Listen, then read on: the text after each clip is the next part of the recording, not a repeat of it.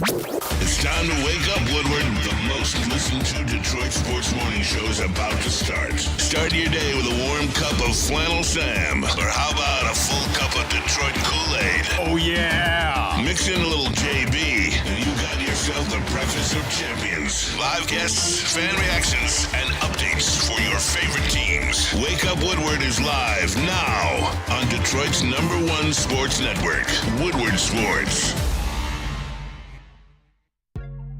It's your boy Kool-Aid, Woodward Sports. Boots on the ground downtown Detroit at the Pistons Performance Center, where we just watched the first round of the NBA draft. Shout out to Pistons PR for having the media out hosting us. Got the chance to do our work, get the socials done. They even got us some food, so shout out to them. But the first round, a lot of international flavor, a lot of defensive flavor. And you know what? There were some surprising picks, but there's still a lot of good players on the board for the Pistons at 37. What were your biggest surprises of the first round? And what do you want to see the Pistons do in the second round? Let me know, guys. Hey, let's rock. Woodward Sports, let's go. Trust your next vehicle purchase to Les Stanford. 50-plus years of success. LesStanford.com. What up, though, peoples? Wake up, Woodward, and we appreciate y'all for choosing to kick off the day with the WUW Crew. Chat family is going ahead and get those likes up, because today is the day that the Detroit Pistons, they finally get to make their entrance into the NBA draft. It's your boy Brandon Day, aka Detroit Kool-Aid, your credential Pistons reporter and writer for the network. That guy in that video, man, looked a lot like me, Flannel Sam. Yeah. Better the squad, better the network. Whoa. All sports lover and knower. What up, though, brother? Hey, man. It's weird in a way how little I was invested in the first round of the draft compared to previous years past. I'm not saying I didn't care. I'm not saying that I didn't tune in at times, but there was some flipping around, and I actually going to be more locked in for the second round, unlike every other year of my life. I actually find myself a little more excited for this second round, seeing how the players fell. And remember, we were talking heavily about how the NIL could influence this. We had no idea how the international player would influence this. I saw, like, a lot of people from France getting drafted. You know, there were a lot of international players that were in this mix, and it's good to see that the game is expanding that way. And you know what? I do believe that it helps and it bodes well for teams like the Pistons, who have good scouts, who have guys that can go in there and find those diamonds in the rough. And obviously they're going to be tested here. A lot of people like Bobby Klintman, or at least what he promises to be. And now when you're looking at this, again, another year, number 37, there's some talent on the board there. And there's one player who I didn't even think would make it to the second round, man. Do you know who that would be? Would that be Maxine Reynaud or someone else? I didn't think Maxine would go, but I knew he had a chance, but Rasheer Fleming. Ooh, yes. I didn't. Ooh, yeah. I don't know, like everything we were talking about last night. I got to shout out the media that was in the room as well. Shout out to Pistons PR. Shout out to them, man. Just one of the best in the business is what I continue to hear. And as I've gotten the opportunity to visit other arenas and such, you're really, really, really starting to understand why. But Amari Sanko for the Free Press was there. Cody Davis, part of the WUW Crew extended family. He was there at the Detroit News. Shout out to Cody, man. Hunter Patterson of The Athletic. His first season with the Detroit Pistons was this past season. Shout out to him. And you had some of the older dignitaries there too, like Sean Windsor. So it was overall a really good night. I'll be remiss if I don't shout out my guy Eric Vincent from Clutch Points, as well as Vince Ellis the Great. Our very first NBA draft show we had on this network. Vince Ellis, then Free Press Pistons beat reporter, was there. Now it's one of the big dogs. He's working for Platinum Equity. He was crazy last night. That is for sure. I see a super chat in there, and I'm going to get to that in a second, because I think that's a very. I almost forgot about this. I know. I think that's a good transition into what we're going to talk about next. But I want to give a little bit of a rundown of what we're going to talk about throughout the show. PFF put out a list of the top 10 coaches in the NFL. Where does Dan Campbell fall on that list? He is on that list, which is good in and of itself, but where does he fall? We shall see. And also, we are finally going to attempt to get to the Jack Campbell and Kelvin Sheppard stuff, because Jack Campbell's very confident in Kelvin Sheppard. Let's just say that. There's an article that came out about it. A lot of good quotes, a lot of things that are for sure promising. We're going to get to that. We're going to get your phone calls in the second hour of the show. So get ready. Just think of what you want to chat with us about and get those in. 313-552-6322. Not quite yet. We will let you know when the phone lines are open. We may or may not discuss Tigers briefly, but I don't concern myself with losses in a series when the Tigers could just win the series today. So I won't be concerned unless they lose today, but we'll see. And even you don't want to see them lose the series, but even then, they've earned a lot of goodwill from the fans, and it's been cool to see the fans actually do something that we've been calling for. Support your guys. Mm-hmm. When your team proves to you that they are that deal and that they can overcome some adversity, a loss, a rough start, a rough patch, go out there and still support them, and to be able to see them, Scoops, he still was dominant, but it wasn't his best stuff. To see them rise to their feet after his 8th strikeout, and then the next night as well, there was a play that I forget the exact play, but I know Nick captured it, and it wasn't necessarily the best play. And to see the way that the fans stood to applaud and to be able to pick him up, I was just like, you know what, this is what it's about. It's not as if they're standing up and cheering for a team that's headed for the basement of the MLB standings, but it's for a squad that they know this is a World Series contending team, and it's going to be interesting to see how they do the rest of the way, man. But shout out to Detroit fans for getting behind our Tigers that way. Shout out to Detroit fans, but do you know who will not be in Detroit, unfortunately? Shout out Dante151 with this. Well, it's a super chat. We got to read it and we got to talk about it because it's relevant. R.I.P. to Danny Wolf on getting drafted to the Nets. Obviously,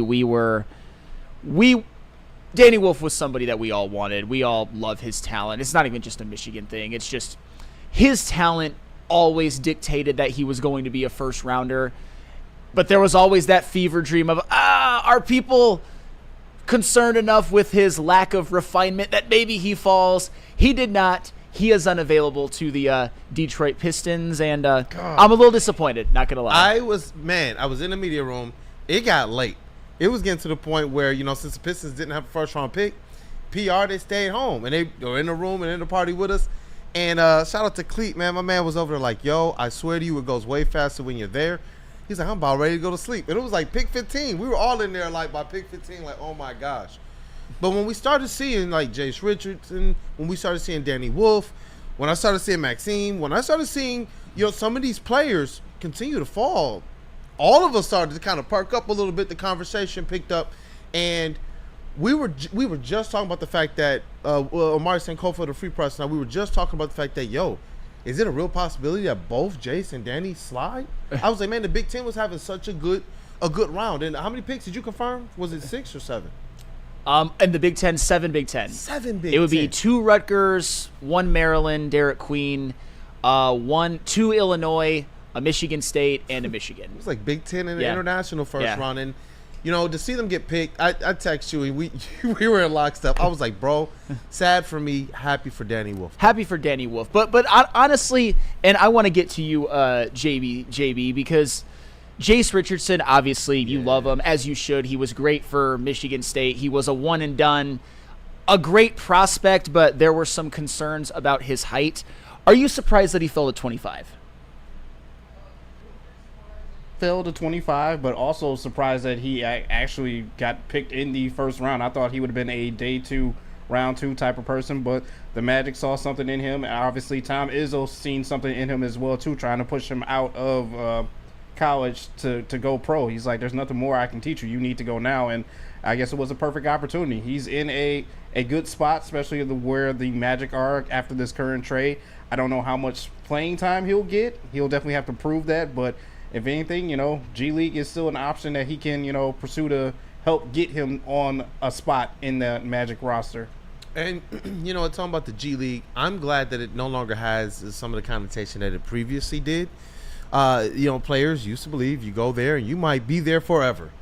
Now you know that you have a direct connection with your team with the invention of the 2-way contracts and player designation. So I like what's going on with the G League. It allows you to be able to truly have a project player, because a project player shouldn't be somebody who's just sitting on the Indio bench and then still don't really know what to do even in practice. I just continue to think about Darko showing up like, oh, I thought I was showing up drunk and smoking because I thought that's what a bad boy was. I'm like, them boys let them do that in practice. Like, just come on, man. You got it. I like what the G League is. It allows targeted, focused attention to detail. We talk about our own number 37 overall pick last year, and it's interesting we got that pick again this year. Bobby Clinton. He's a player who, through injury and through just trying to get more acquainted with this game, he's been able to play in the G League and have some success. And I actually appreciate that. I think that Jase Richardson actually has a bit of an opportunity on this Magic team just based off of what they need. And I understand it would be more ideal if Jase Richardson was more of a pure point guard, but he's, they've got they got Franz, they've got Desmond Bain, they've got Wendell Carter, they've got Paolo Banchero, a lot of like forwardy center type players. You know where I believe their mind is at, honestly, though? When they were showing his highlights, you saw something of potential that I believe they can take to another level. He looked like Gary Harris on defense. Yeah. From the hair to the defensive stance to literally sticking to the player like glue. And what did you see in this draft? There were several times where the player didn't make sense from an offensive standpoint. You're like, whoa. This, like, one time they were like, the player is still kind of offensively raw, but defensively, he's one of those guys. But defensively, potentially, you can see the way this player could be defending the rim and protecting the paint. And it was interesting to see that teams were doing that. In the same light of, you just saw Asar Thompson step out onto the stage, and he was the one that got the nod of approval, the nod of the cap from Jalen Brunson. Like, no, he is the real deal. And it didn't. I don't care. Like, people talk about, oh, he needs to learn how to shoot the three. Bro, he's a weapon on defense. Do you know how long it's been since the Detroit Pistons have had a weapon on defense? We got to go back and say, and I might make the hair on the back of your neck raise, Flannel. What's that? Ben Wallace, man. It was an absolute weapon. I do believe that Asar Thompson will be a guy, when it's all said and done, that we're saying some similar things about him. The way that he's able to affect and shut down entire sides and halves of the court when he's defending ISO players. So, man, that's what makes me excited as well about what we still have in front of us in this draft. Because these teams, they reached on, or I won't say reached on, they valued the international, they valued the Big Ten, they valued the defensive players. That allowed a lot of good talent to still drop to the Pistons. I see Willie B over there just raring to go. Willie is he's probably more passionate about the draft this year than anybody in this room. So he's been doing his homework too. Absolutely. So take it away. Your thoughts on the draft overall? This overall draft, you have a balance, like you said, Big Ten and international players. It's been real different because I give it a C-. First 5 picks, brilliant. I mean, you got Ace Bailey. You got Ace Bailey to the Jazz, which is, I didn't expect that coming. Of course, Cooper Flagg, number 1 overall, well deserved, and Dalen Harper. But the most important one, Philadelphia got a steal with VJ Edgecombe. Solid. He's a dog from Baylor, from the Big 12, man.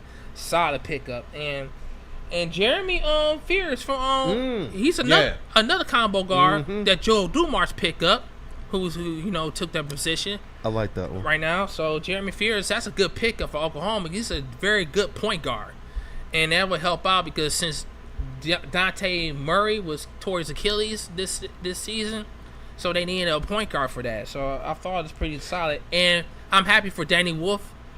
And nobody's expect him going to the first round.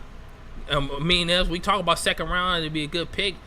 Danny Wolf got picked up number 27. That's a really good. And so good that's a solid one. And Jase Richardson, I thought in the mock draft he would be top 10 and doing his size, but I don't know. But he got picked like number 15, 10, 18. I didn't think it was gonna be that low of a drop. Me neither. I never thought he'd be lower as a spec. I thought he'd be top 10 or top 15. Such an Orlando Magic pick, man. But it's such an Orlando Magic pick, and I think that they're doing some good things. Smart. I really do. Some smart stuff over there, and they've shored up that backcourt, their depth, their defense. They've been able to get a lot of good out of young players. You talk about some of the players we talk about now that are older for them. Those were players that they were relying on prior. The guys that they drafted. So they got something right with that formula there, man. I really like the Orlando Magic. I hate to say it. I got one question for you two gentlemen. Yeah. What the Pistons go to get? In the second round? They got the 32 pick. I'm assuming. No, I apologize. 37 pick. Yeah, 37. And what's it going to be? Got to hit big or a wing? I'm not going to lie, Willie. Maxime or Chaz for me? I was going to say. Rashier's going to be there. I was going to say Maxine or Rasheer Fleming. He's not going to be there. No, We thought he was going to maybe go in the high 20s, though, you know? That's true. I mean, That's the thing. isn't he in trade-up territory already? Isn't Rasheed Fleming already in trade-up territory? It's second round. A couple second-rounders, and you can go and get Rasheed Fleming. I know. But Ain't gonna the happen. reason I mentioned Rasheed Fleming, but here's the thing. happen. He's in the second round, so it's not like this Looney Tunes opinion that he might fall to 37. Is it a bit of a pipe dream? 7 picks. Sure, it's a pipe dream, but it's a pipe dream is allowed to be there. I see the Kobe Bryant love as well. I've seen that a lot, overwhelmingly. But I don't know. Like I do believe the Pistons will have their opportunity to draft Maxine right now. I do. I think they're gonna have that. And there are some people who are all in, and then there's some people who are just like, no, I don't think that he's the guy. I haven't seen too many people in the middle, and I wonder where the chat family lies too. Guys, definitely put in the chat who you want the Pistons to pick. If you think at this point in time it makes sense for them to trade up, because we know this. Trajan Lane has said his philosophy in this draft is best player available. That means that they're probably not. They're less likely to trade up, even if we think that there is a player on there, because I don't think any of these players are going to be necessarily ceiling raisers for the Pistons. But as it relates to their floor, I think it does help from a depth perspective, and it helps from flexibility. They got some people on their bench within their depth at the end of their roster who they have to make some contract decisions on over this year and the next year, including Sasser next year. You've got some really interesting players. Robert Sloppy Toppenheimer, my favorite, actually mentioned another guy. What about Ryan Kalkbrenner? I'm not I've seen him pop I up. get it that he doesn't really have the ability to stretch the floor like a Maxine Reynaud. And Maxine, his biggest attribute with me is like he could step right in and at least play the pick and pop very proficiently, or he did at Stanford, very proficiently at Stanford. But Kalkbrenner is a rim protector. He blocks a lot of shots. He's, can score down low probably better than anybody who's available right now. I'm not saying he's perfect, but at 37, you're not going to get a perfect player. Don't you? I would go for Maxime at 37. Sure, I think that he's the player that should be there without you having to really do anything. Move. I just don't think Rasheed Fleming is going to reach. I know, JB. Sure. I'm going to go to you soon, JB. What's up? But I'm wondering if you can trade back into the second round if you see a player that you believe can be a specialist. We know that the way that JB Bickerstaff coaches, and it was interesting to be in these press conferences, and I asked a question to Isaiah Stewart and to Jalen Duren in separate press conferences about, what's driving the difference behind this team right now. It seems like you guys are showing up in a lot of different areas. A lot of different players are basically pulling weight. And they said that JB Bickerstaff, he came to them and was like, straight up, look, this is Detroit. Look at y'all history. If you just stay in your lane, play to your strength, you can be what you call a star in your lane. And it's been interesting to see these guys do this. And so if you see a specialist, someone who can protect the rim, is that somebody that you say, if he falls a little bit lower, we just go back and we get that? Because right now the Pistons have to bolster for today. This Eastern Conference is open, and I know a lot of people don't count on a lot from young players, but when you look at last year, we're starting to see more and more young players contribute by the end of the season. If I see Fleming or Reynaud at 37, I'm extremely happy. Absolutely. If I see Kalkbrenner, I can definitely rationalize it and be like, he's got a particular set of skills. But it's just What about a little Nicholas John Duncan? Tonje? I really like John Tonje. Yeah. He showed a lot throughout his entire college career, especially this year. He led that Wisconsin offense. He can shoot. He can take it up off the dribble. He can score all three levels. He's not awful defensively, and even though he is one of those older players, you've been seeing this renaissance of these older players that have been going in the second round and the late first round that have really panned out in the NBA. I think that John Tonje could be one of those guys, considering that he is just such a overall, good prospect. He doesn't have something he necessarily does at an elite level, but he does a lot of things well, and that's something that in the second round I think that it could be a nice add, especially when you're thinking about the guard depth off the bench that we don't have right now with no Schroeder, no Beasley, and no THJ. So I think that John Tonje would be a very interesting add, especially because he's 6'5", and he's a wing, so it's kind of very similar to Sasser, but more in the forward shooting guard role instead of Sasser as a point guard. I don't hate that at all, because if you're talking about a second round pick, at least with me, because none of them are perfect, we can all agree on that. I want somebody who was very, very productive in college. And John Tonje, he was an absolute demon for Wisconsin last year. And Justin, you already basically laid out his skill set, and I don't have too much to add to that. But if you're talking best player available, like I could, if I heard tonight with a number 37 pick, the Pistons select John Tonje, I would be like, cool. I wouldn't be flipping, like doing I'm not doing backflips for anybody at 37 with all due respect. But John Tonje, okay, fair enough. He might be the one. But a John Tonje, if you're saying he's my third or fourth choice tonight and that it would be a perfectly nice consolation prize, 100%. What about Chaz Lanier from Tennessee? Because you want one of these players. There has to be somebody who you know is a specialist, somebody who you believe has high potential and your development staff can get them to that potential, or somebody that you know is going to come in and be able to contribute at the back end of your roster, like a Dennis Jenkins. When they had to call on Dennis Jenkins at the end of the season when Cade and some of the other players were injured and out, he stepped up and he played good. So not only was he locking down like players of the week for the Crews, because he was saucing the freaking G League up. Shout out to Dennis Jenkins, man. He was average 25. But then when he got called up to the Pistons, he did everything they asked him to do. Everything. Whether it was, hey, your first seconds of the game is going to be the last 30 seconds of the game. 2, there were times where he was literally the backup guard when Sasser was playing more of those minutes in front of him. So I like those players. They do matter, and you talk about a long season. The Pistons will utilize load management. I'm going to say it again. The Pistons will utilize load management. What we saw at the end of last season, you will see at the end of this next season. And you're going to see them probably do it even more to keep those legs fresh.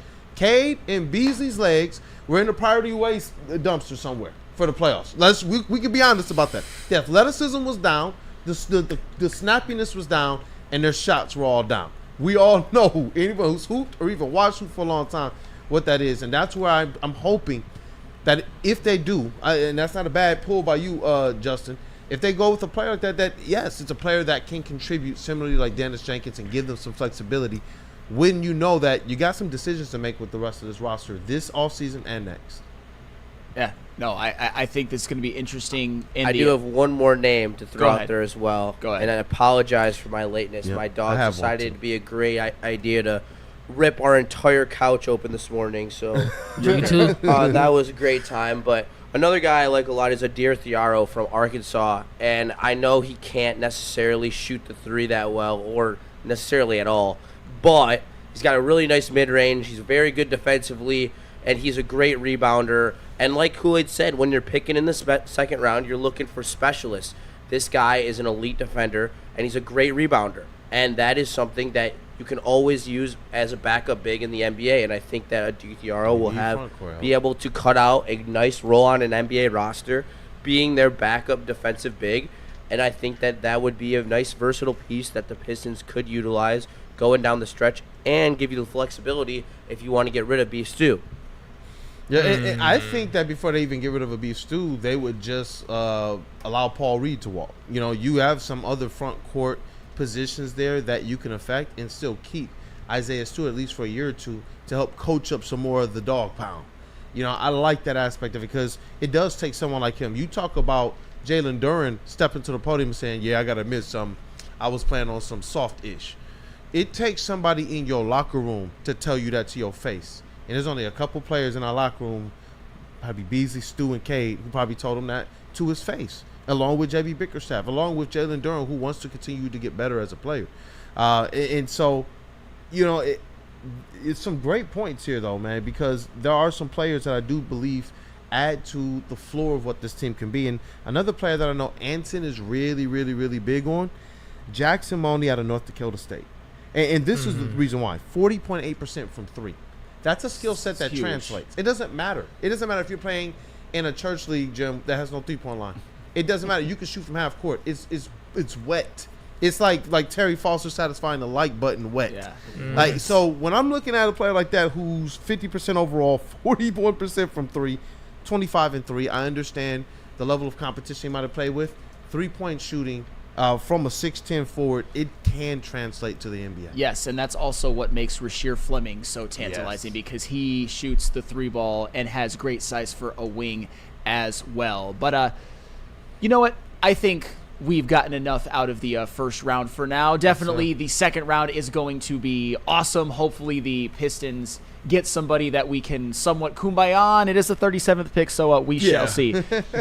But things we may or may not kumbaya on. Dan Campbell's ranking on the PFF list of the top 10 coaches. We'll talk about that. We'll chat, debate, discuss, however the conversation may go. But tell us about Buddy's Pizza. Buddy's Pizza, I can tell you about it. It's lunch. That's what it is. And you guys got to get there. But before you do, make sure you download that Buddy's Pizza mobile app and start earning those points towards free pizza. Who don't like free food, man? And make sure that before you do that, it should save 10% on your entire order by using promo code 10MIL. That's the number 10MEAL. Buddy'sPizza.com. Walk into any Lady Jane's Haircuts for Men today. Open 7 days a week. Sit back, relax, and enjoy precision haircut, scalp massage, hot leather neck shave, and hot towel treatment from one of our talented stylists. Step up your game this season and take advantage of our $20 haircut special. Scan the QR code and get your coupon today. Lady Jane's Haircuts for Men, the ultimate haircut experience. Open 7 days a week. Walk-ins always welcome. Lady Jane's Haircuts for Men, it's wicked awesome. No one gives away more cash and prizes than Woodward Sports. You don't believe us? Here's our latest $10,000 winner. You know, you guys posted, hey, if you guess all this stuff right, we'll give it's $10,000. I'm like, okay, well, why the hell not? And the winning doesn't stop there. How about our Outkick Your Coverage winner? I think you won. We got Tully, everybody. This guy's got a hot girl. Bigger prizes, bigger giveaways, cash, merch, tickets, and more. All from the biggest sports network in Detroit. No one does it bigger and better than Woodward Sports. Make sure you're following, liking, subscribing on Instagram, Facebook, X, and YouTube for your chances to share in the winning. From Detroit's #1 sports network, Woodward Sports. Tired of losing out on the car of your dreams? Bad credit? No credit? At the Feldman Chevrolet Freedom Sale, we say yes. Over 5,000 new Chevys to choose from, all priced to move with our best deals of the year. Get a 2025 Silverado for just $149 a month, or this 2026 Equinox for only $209 a month. When other dealers say no, Feldman Chevrolet says yes. Don't miss the Freedom Sale, going on now at Feldman Chevrolet, Michigan's #1 Chevy dealer. The boys of summer are here, and Woodward Sports is all over the Motor City with the White Claw Tigers Tour. Come party with Woodward Sports, watch the Tigers, and sip on some White Claw all summer long. The best bars, big giveaways, live events, and a party that only Woodward Sports can throw. Ain't no party like a Woodward Sports party. Join us Friday, June 29th at the Old Miami in Detroit for the White Claw Tigers Tour, brought to you by White Claw, Easttown, and Ven Johnson.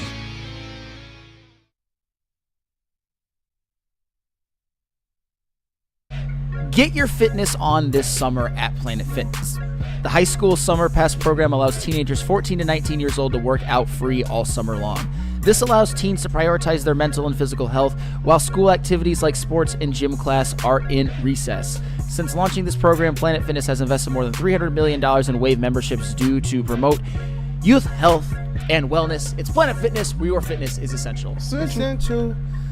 Hey, continue to put in the chat who you believe Trajan Landis should select for the Detroit Pistons. There's a lot of passion in this chat for the number 37 pick, and it's pretty cool. I'm seeing a lot of support though from Maxine. Shout out to ADS411, and shout out again to Randall Smalls, who was, the one who sent in the super chat I think a couple shows ago. And this was a guy that I know he's hoping the Detroit Pistons select. So shout out to the chat family for supporting us and being down. I saw Jay Hart in the chat too. Shout out to Jay Hart. I'm gonna just say this, already in advance. Future Woodward Sports in time.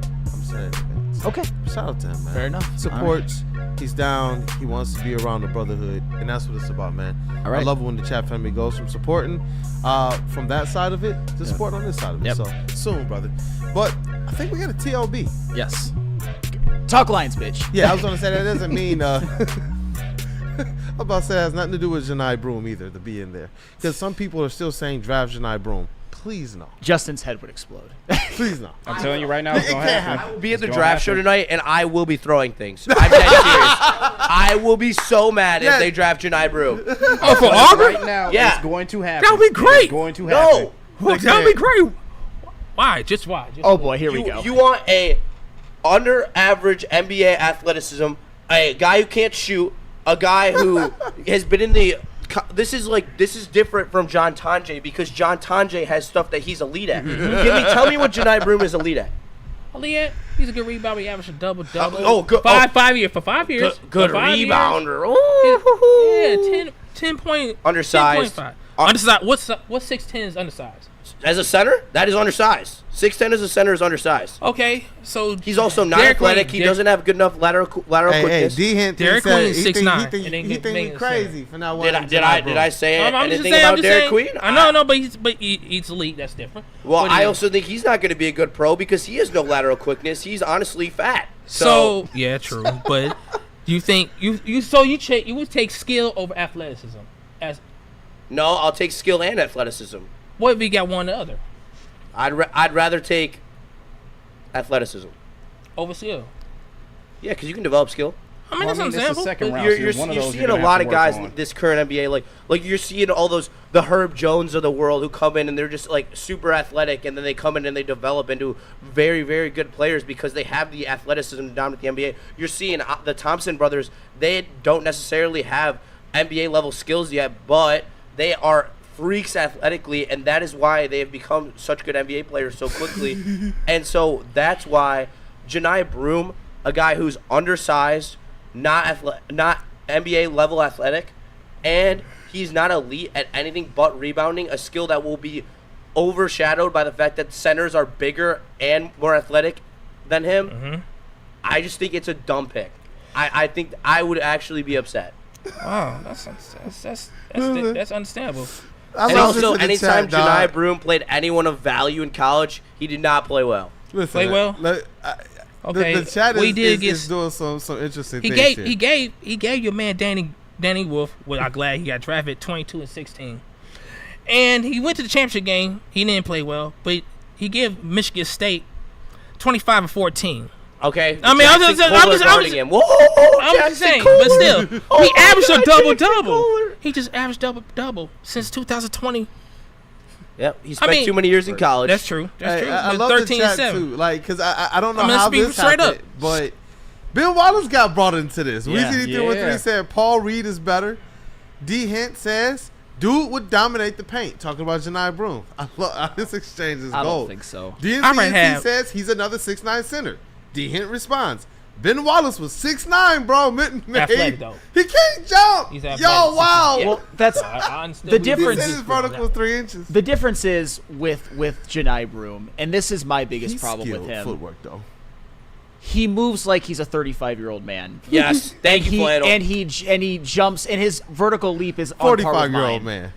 And again, he dominated Auburn. Congratulations to him. He was a damn good college player, but I'm more on the side of Justin with this one. Willie B, I completely understand that when you look at what he did at Auburn, you're like, damn, this guy was a great, great, great college player. But I would like lose my mind, but I would be a little upset. Weezy D3 with 3, dog. He got me cracking up.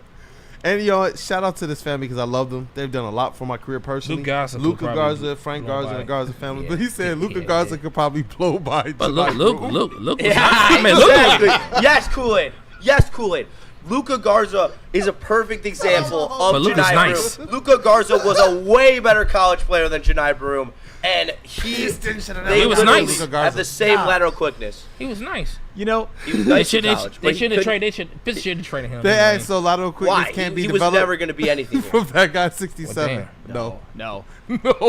All right, well, there are two things. One, I don't think we're ever going to get to the Jack Campbell talk. We're going to get there. We will. Two, I think in the purpose of time, let's do another break and try to stay on time with reads, or the best that we can, because we'll never stay 100% on time. But JB Smooth, tell us about merch, please. I got you. I'll tell you about some merch that we got going on. Head over to woodwardsports.com. All you got to do is click on that shop tab. We're dropping new designs for you every single week.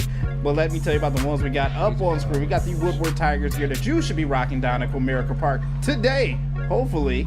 And you can always look and go get real excited about it. Justin's still over there talking about the Janai Broom thing. Well, hey, you know what? If he gets picked, you might have to put up some merch for him as well, too. Hey, you can't hate on it. And you can't forget about the LFG Red Wings t-shirts, hoodies that's going on as well, too, that we have available for you. Draft night is here. So, once again, go and pick those up. WoodwardSports.com. All you got to do is click on that shop tab. How do people feel about getting a Planet Fitness membership for $15 a month? How do they like working out in a clean and spacious gym that's filled with equipment for every workout?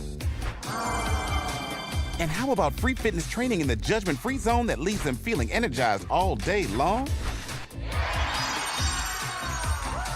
Join Planet Fitness today with the free PF app, online or in club, and start getting that big fitness energy for $15 a month.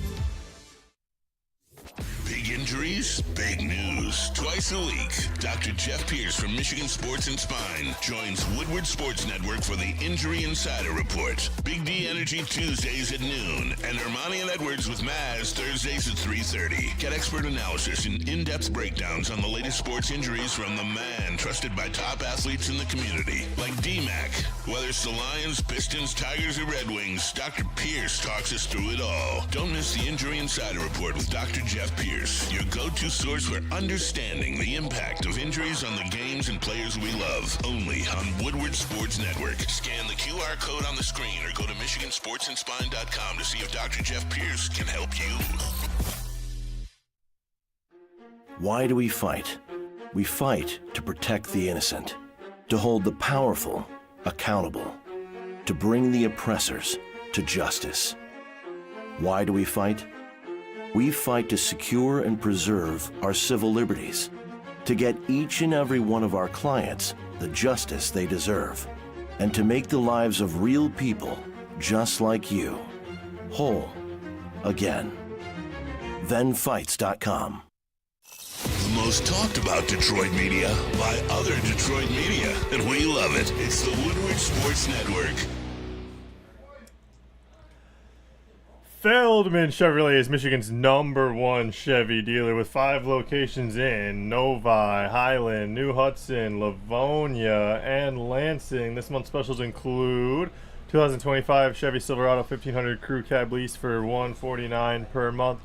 You can also check out the 2026 Equinox LT lease for $209 per month. Feldman Chevrolet. Check them out. What up, though? People, welcome back. It's Wake Up Woodward. Hey, we got Dynamite Cats. You got Cavassier Chase in the sound booth. Woodward Sports MVP JB Smooth in the TD booth. The smoothest and the fastest. Hey, we got intern Haley in the building too, and then we got Willie B and Justin. That dude Justin over there. I like that dynamic, man. Especially when we talking college sports. I like that dynamic. It was pretty dope. But all right. I'm not reading the chat. We got to get over to talk about the Lions. Don't tell me just.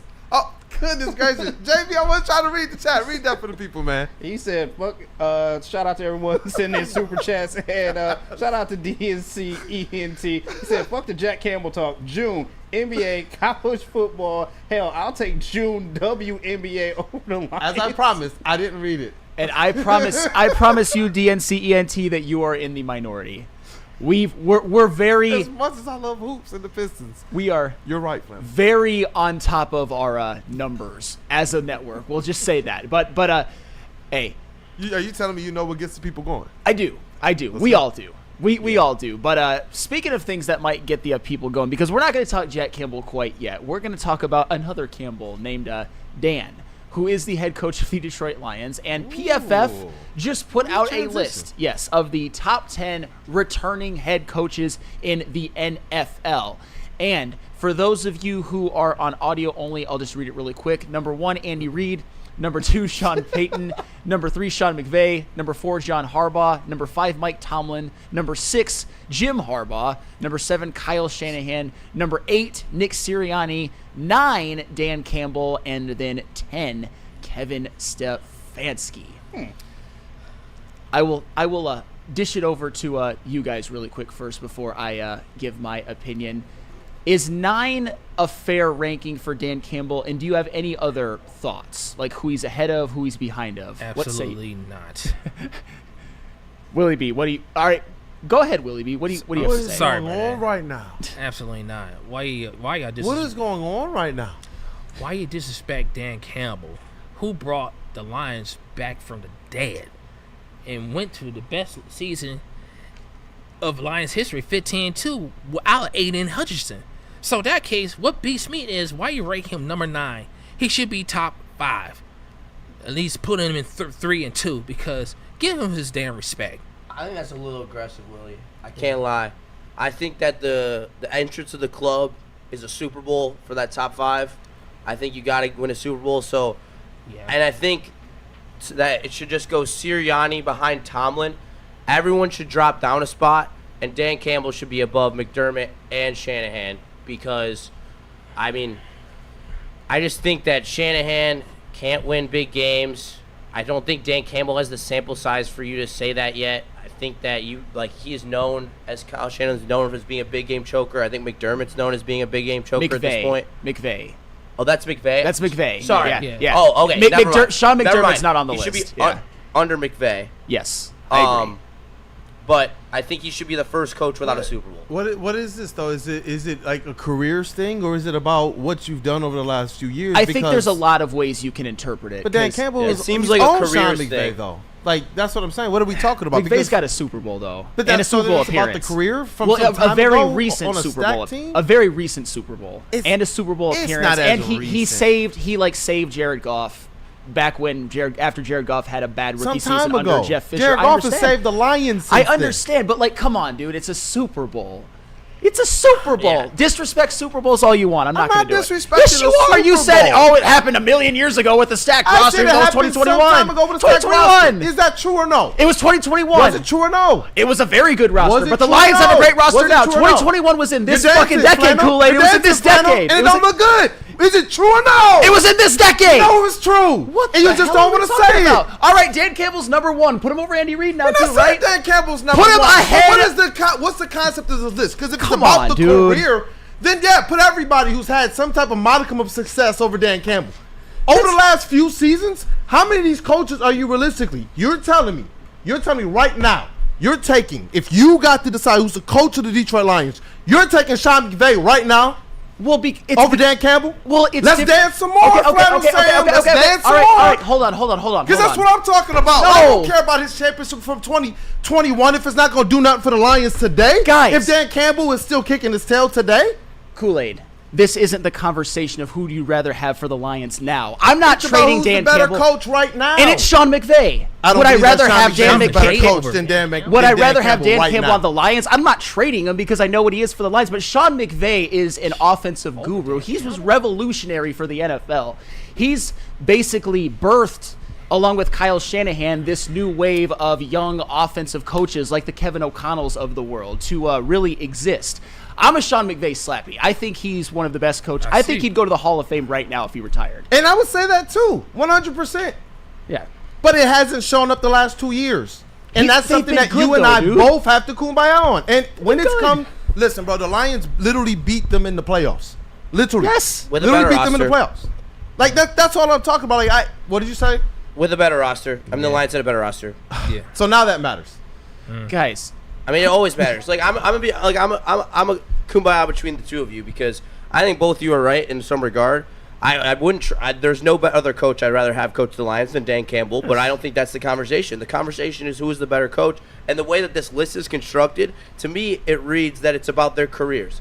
And when it comes to careers, Dan Campbell hasn't won a Super Bowl. Yeah, if it's and you can say that he has had a stacked roster before, like all of these guys. And yeah, he dealt with the injuries last year with his stacked roster, and that's not on him. That's not his fault. You can't penalize him for it. But at the end of the day, all these guys have won Super Bowls that are ahead of him, and I think that that's once he wins a Super Bowl, I will easily put him over McVay. Yeah, Seriously. If it's a career thing, then there's no argument at all. At all.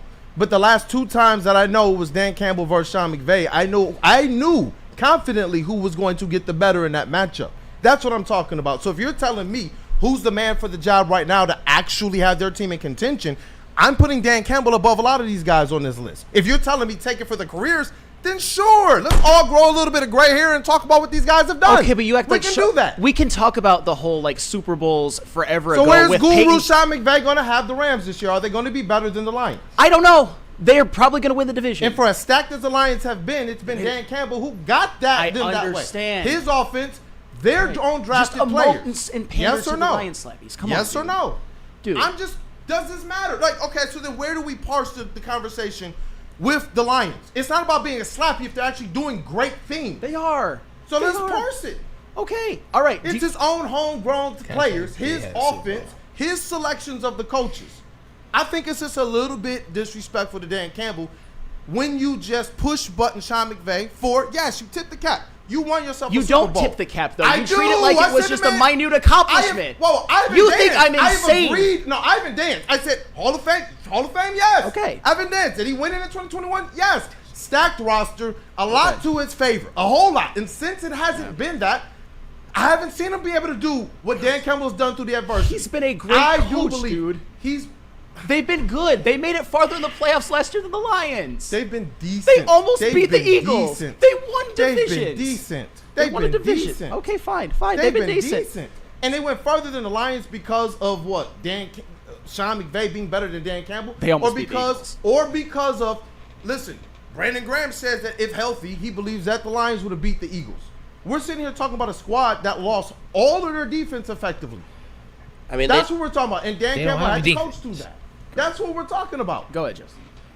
I mean, in all fairness to the Rams, they had to deal with some adversity. I mean, Aaron Donald, the greatest defensive tackle of all time, retired in the middle of his career, and they had to hit a rookie parlay to be able to keep their defense intact with So Fisk welcome and to the world of Jared other Verse. coaches in the league. Now, just like But how is it an excuse for us losing Hutch? But it's not an excuse for them losing Aaron Donald.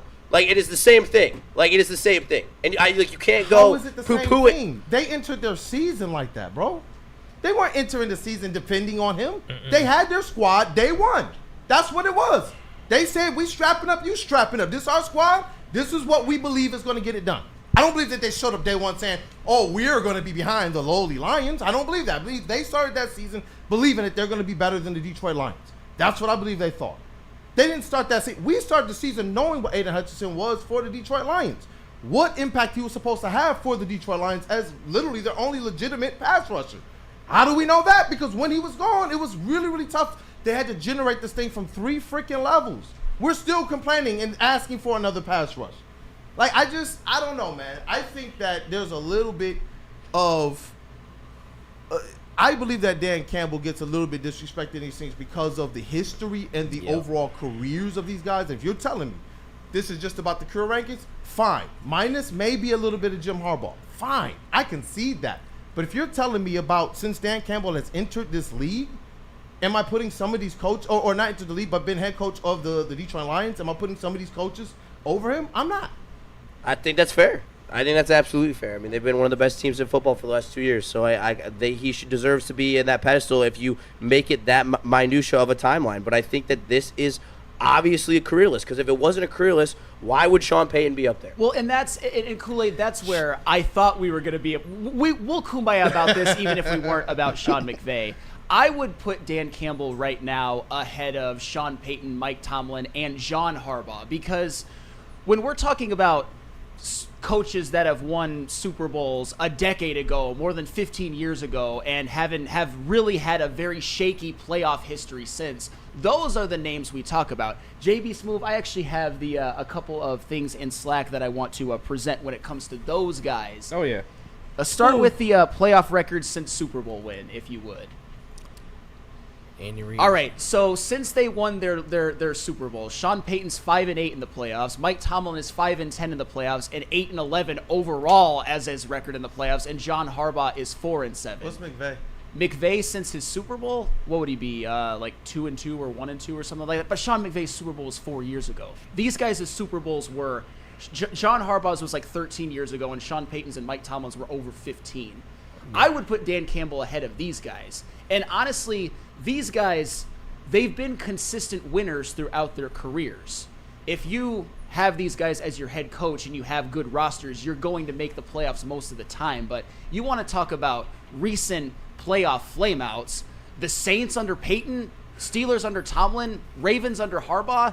That's what they've kind of been known for since they've won their Super Bowls, what seems like a lifetime ago. But in recent season, I've only seen Sean McVay be the same way. But that's just a few years, dude. That's the thing. He won it in this freaking decade.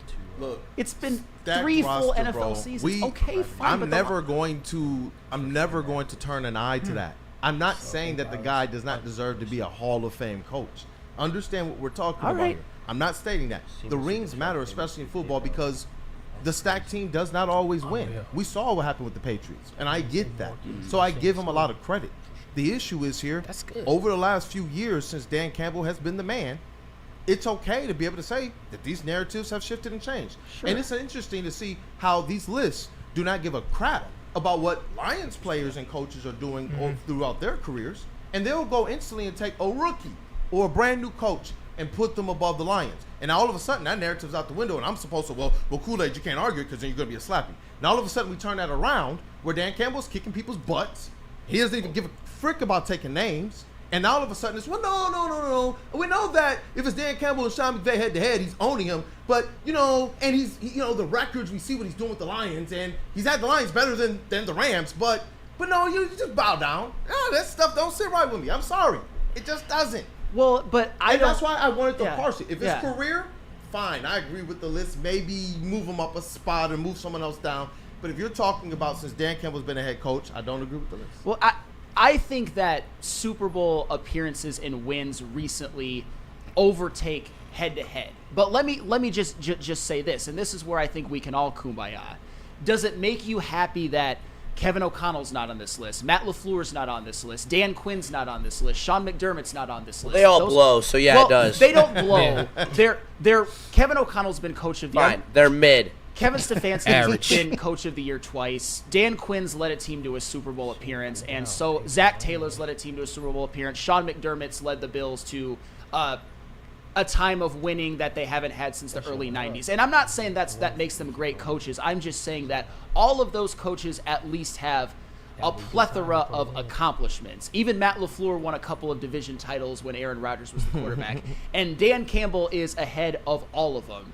The only people who he's really behind are guys who are either have recent, like Nick Sirianni, for example. I can say in my heart of hearts that I truly believe that Dan Campbell's a better football coach, but the last 3 seasons with Sirianni, you've got a 3-point loss to the dynastic Chiefs in the Super Bowl, a 2023 flameout, which was proven to be more of an anomaly, and then a Super Bowl win.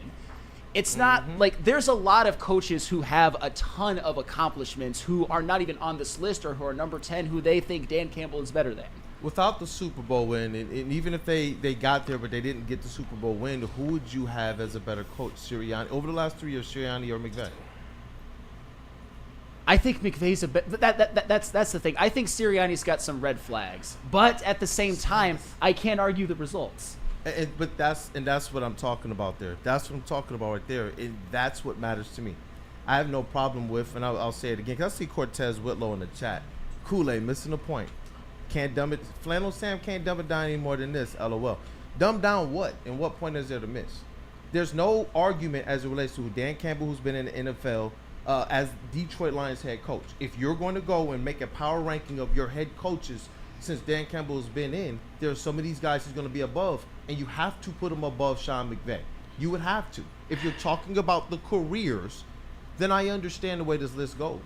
But that's just the way that I see it, man. When you're talking about the career, Dan Campbell's always going to be an individual that's going to have to prove just a little bit more, especially being from Detroit. It almost feels like he's going to have to win two Super Bowls, because I can hear it now as soon as he wins one. People are already ready to put dirt on these guys. I think if he gets a Super Bowl, I think that he's going to be like a made man. I think this As list a proves Detroit Lions head coach, definitely you hope for that. You hope for that. But I've seen a lot of narratives here watching Detroit sports over the years, talking with T. Foss over the years. You see a lot of this type of stuff. You hear a lot of this stuff. You hope for better, and you get quite disappointed time and time and time again. I do believe that it will be something that will be magnificent, but I wonder how long does that carry over for him, as it does for some of the other coaches that we see on this list. Well, and this is actually a good question. Well, I don't think it's a good point, because if you're comparing McVay's what he's like history to others, I think that's a little misguided. Chuck Brewer, so Sam, time matters, but how do you draw that line when it's current and ancient history? Here's where I'll draw the line. 3 full seasons have passed since the Rams won their Super Bowl in 2021. When it comes to John Harbaugh, it's been over a decade. When it comes to Sean Payton and Mike Tomlin, it's been over 15 years.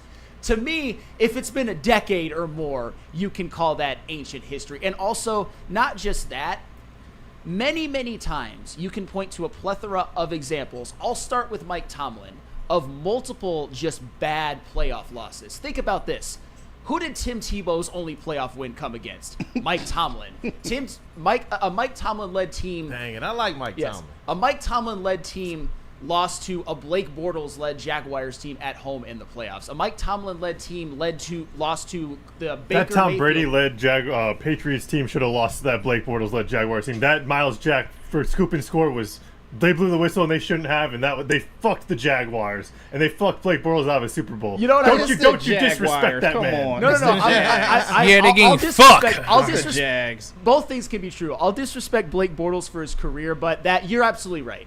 The Jaguars should have won that game. But my point is that a lot, like you look at even the New Orleans Saints multiple times as home favorites lost in the playoffs. You look at the Baltimore Ravens and I actually think Lamar Jackson's been more responsible for some of their playoff flameouts in the past couple of years. But 2019 as the 1 seed, that at AFC Championship game to Patrick Mahomes and the Chiefs lost. I think that's what makes the Super Bowl not lose its luster in terms of like you won it, you're a made man for life, but you don't just get to fall back on that after a decade's worth of not getting back and not winning it. When we're talking about ranking coaches right now, and that's why ultimately I'd have Dan Campbell above so you Sean have a time Payton. limit on Tomlin's Super Bowl? Oh, when does Sean McVay's time limit run out on his Super Bowl for you then? And then you start to diss him like you dissed Tomlin. Well, Mike Tomlin. Well, I'm just saying. Here's the thing though with Mike. Here's my issue with Mike Tomlin. It started as an argument that I've had for a long time with Neil Rule. When has that ever happened before? Only all the time. Where I think when Neil Rule likes someone, and I know you guys are going to accuse me of doing this too, cannot say one thing about them other than they're great and they're awesome. And I've just pointed out how he has a losing record in the playoffs.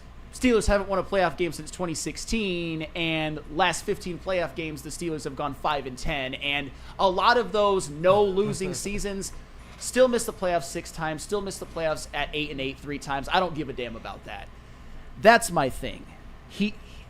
I think the Steelers, I think the Ravens, I think the Saints, they underachieved in their post-first Super Bowl life. And maybe Sean McVay and the Rams, they might end up doing that. But I think give it a couple of more years. Actually, probably at least 5 more years before we're talking about ancient history McVay. But that's what I said. What's the time limit? You said 5 more years?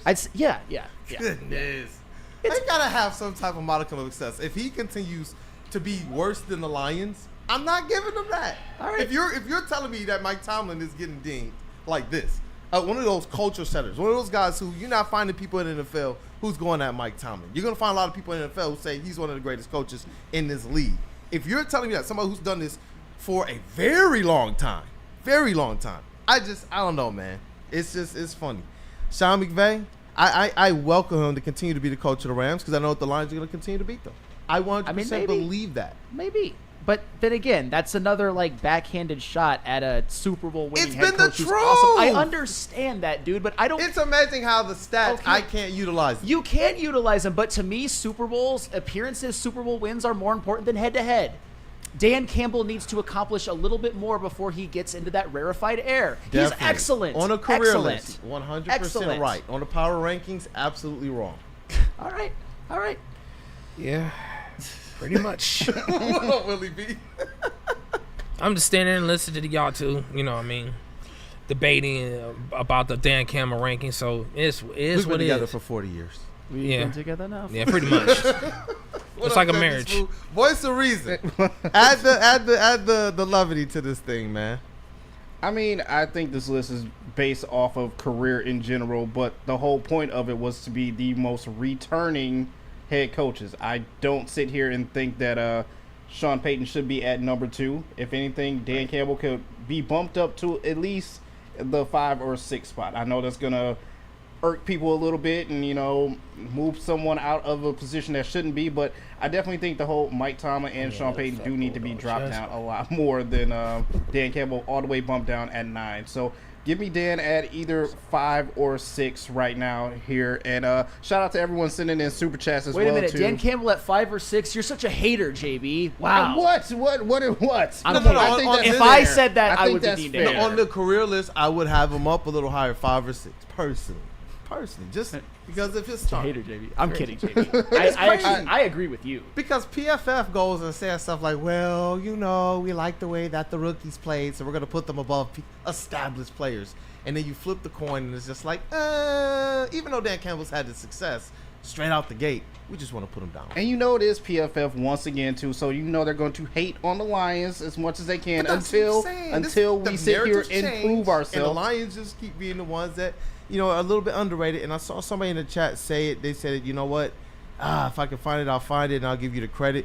But effectively, he was like, yo, you know, I'm hoping the Lions do see this, man. He thinks it's disrespectful to them. He thinks that they continue to be underrated on all these different lists, and he hopes that he takes out their aggression on the league. Now, that's something that we've come to know about the Detroit Lions, is that realistically, do these lists matter to them? Not really. Do they see them? They see them. They definitely see them. Oh, yeah. And do they get stanky about them when it's about going out there and proving yourself? If someone's yapping, or if you see one of these lists, they've continued to go out there and level up. And that's the reason why I do believe you see Pro Bowlers and all pros littered across this Detroit Lions roster. Homegrown people at that Dan Campbell has coached up and developed. So Sean McVay didn't coach up anybody on the Rams. Come on. Let it be. Just let it be. Say it. Just for the sake of it, no. Just let it be. Just for the sake of it, no. Crazy, but no, man, it's good exercise. This feels good. We're not even at the Lions season yet, dog. We're gonna have some crazy shows during Lions season. But we do have some super chats we gotta clear up too. So shout out to everyone sending in super chats. This was a little bit earlier from Ed O'Neill. Shout out, sending in 199. He says, where do you rank Brad on the GMs? God, I feel like we could have another topic about that. Where would I rank him? Yeah. Just spitballing, probably 4. Oh, goodness. Hater. You hate the Lions. You got him a 3. You hate Detroit. And shout out to Dante. Who would you have above? Do you know? Brent Veach, Howie Roseman, and Of Leslie. course you would. I know, right? Chiefs fans. Of course Yeah, you would. whoa. Of course you Your would. real color show. You're part of that tribe. Yeah. Hey, Weezy D313. Hey, that's what's up. I ain't know Kool-Aid was a type like this. My name is Detroit Kool-Aid. Nice to meet you, Weezy D313. Nice to meet you. I have no team twos. No team twos here. It's all Detroit. Yeah, you do. You got the Minnesota Vikings and the Brooklyn Nets. No. Come on. Shout out Danny Wolf. Shout out Shout out to Dante151. He sent in another super chat. He said, I don't understand why Jim Harbaugh is ahead of Dan Campbell. I'm cool with that. I'm cool with that. His break between to go coach Michigan, shout out Jim Harbaugh, was a little bit too long. I love what he did with the Chargers. Obviously what he did with the 49ers, turning around that dumpster fire, getting him to a Super Bowl and 2 conference championships was great. I'd put Dan above Jim Harbaugh. I'd put Dan maybe like 1 spot above Jim Harbaugh. We can kumbaya on And that. if Dan Campbell does win a Super Bowl in the next 2 to 5 years and Sean McVay doesn't, where would you have Dan Campbell? 3. That's a great question. That is a great question. 3. I'm open to Dan Campbell passing Sean McVay if that happens. But I think a lot of that has to do with what I thought I wanted the Lions to win a Super Bowl before. Generations just so I can be like, the generations of Kool-Aids, but now it's for Flannel Sam. But Chuck Brewer says, Sam, yes, he couldn't coach up Goff. He had to get a more experienced quarterback, and the stories about things Goff wasn't taught till he got to Detroit said a lot. But here's the thing. That is all right. Here's the thing, Chuck Brewer, though. He did coach up Goff because the first year that people forget that Jared Goff's rookie season, and it wasn't his fault, by the way, was an absolute mess. Jeff Fisher was the head coach. He didn't really want him. I mean, they were on hard freaking knocks, and he didn't even win the job coming out of camp. That was Jeff Fisher's an example of one of those like dinosaur coaches who had his time and never really evolved. Once Sean McVay got there, 2017, his numbers skyrocketed. 2018, they made the Super Bowl. I understand that it didn't work at the end, but at the same time, Sean McVay did coach up Jared Goff. It's just Matthew Stafford was who Sean McVay ultimately thought he needed and did need because they won the Super Bowl, and hey, it is what it is. It'd be interesting to see how this works out because obviously right now Dan Campbell and Brad Holmes, both of their rankings, I guess you want to say, are tied to Jared Goff. They both stated that Jared Goff is the guy they think can get them to the mountaintop, make any throw, and lead this team to the top. And it's going to be interesting to see because we know what Brad Holmes' perspective was of Jared Goff already. So to be able to come here and say, you know what, I do feel comfortable making this trade, not just for the extra picks it's going to bring in, but because of the quarterback and the leader that Jared Goff is, that to me speaks volumes. It's interesting that Brad Holmes was there, understood what Jared Goff was as one of the guys in the front office, but the coaching and the development staff of Sean McVay couldn't quite get it there. If he was that, I just don't know why Brad Holmes then, as one of your scouts, as one of your ball knowers, your actual ball knowers in that organization, would then come to Detroit and say, that's the guy that I know I can win a Super Bowl with. It's interesting to me, man. But I'm seeing some more people in the chat as well. Cortez Whitlow, thank you for sending in the super chat, man. Don't put this energy out there, Cortez. Come on. $2 Come on. super chat. He put the $2 on there. If Dan doesn't win in 5 years, then what, Kool-Aid? Well, then he's appropriately ranked on this list. But Cortez, if you're a Lions fan, I get what you're doing 100%. But don't put that energy out there. We all think he's going to win one in the next 5 years. I would love nothing more than to be like, you know what? Dan Campbell is dusting Sean McVay. I just can't do it yet. That's all it is. I can't do it yet. But I'm open to it. Do you really want that? Do you really want that world? Yes, Kool-Aid. Kool-Aid. When have I ever been so ridiculous? Don't answer that because I'm sure I have. If Lions get to the Super Bowl with new coordinators, no doubt Campbell will be in the top 5. And what up, though, with Detroit Gunny? McVay coached up and gave up on Jared Goff in less than 3 years. I'm seeing a lot of this start to enter the chat, man. There's several people who've-hearted. MCDC greater than signed McVay because McVay broke Goff and MCDC fixed him. I'm seeing this throughout the chat. But that's, to me, and I responded to that. I think the fact that he got to one with Goff and one with Stafford trumps that. I'm sorry. And Cody Ingle. This is Sticks World. Goff fix trumps a Super Bowl without Goff. Well, for the Rams, that is. 100%. It does to him. To him. Yeah. No. He wants Matthew Stafford's Super Bowl washed from the record book and to retroactively reward it to Goff. But Cody Ingle.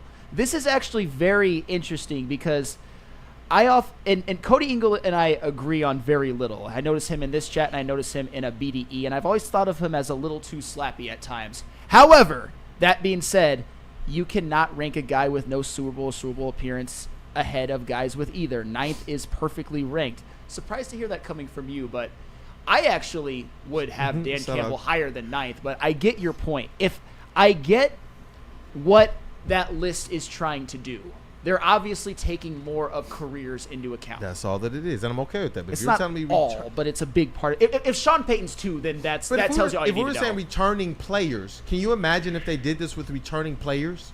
Like, our top 10 returning players. And it took careers of guys who are clearly washed or clearly now It took Aaron Rodgers at 3. That's what I'm saying, though. That's what, when I'm looking at the list, that's what it's screaming to me. I'm like, I respect the hell out of Aaron Rodgers. I hate him. Shout out West Mantooth and Anchorman. But I respect him. But that's what the list was screaming to me. I would be absolutely like, why the hell is Aaron Rodgers on this list? The only difference is you lose your athletic abilities and you don't necessarily lose your coaching mind. But I get what you're saying though. Sean Payton should not be at 2-1 And not anyways. for the age. For me, it was more or less because of how, like, effectively who he is today as a player. What is the successes today? Are you even expecting? I told you last year coming into the season, I didn't expect nothing out of the Jets because of Aaron Rodgers at all. Y'all thought I was crazy. I kept saying, I don't expect it. People thought Aaron Rodgers was still one of those guys who should be ranked amongst your top 15 quarterbacks in the league. I don't know, man. And that to me is where I guess when I saw the list, that's where I was at. But Cortez Whitlow, I see you in the chat, man, with the laughing emojis. He says, love the WUW Crew, man. I love you too, man. Thank you guys for supporting. All this stuff is fun because, already, bro, I told you, you're one of those people I trust to even have these types of absolutely these types of debates. It is 100%.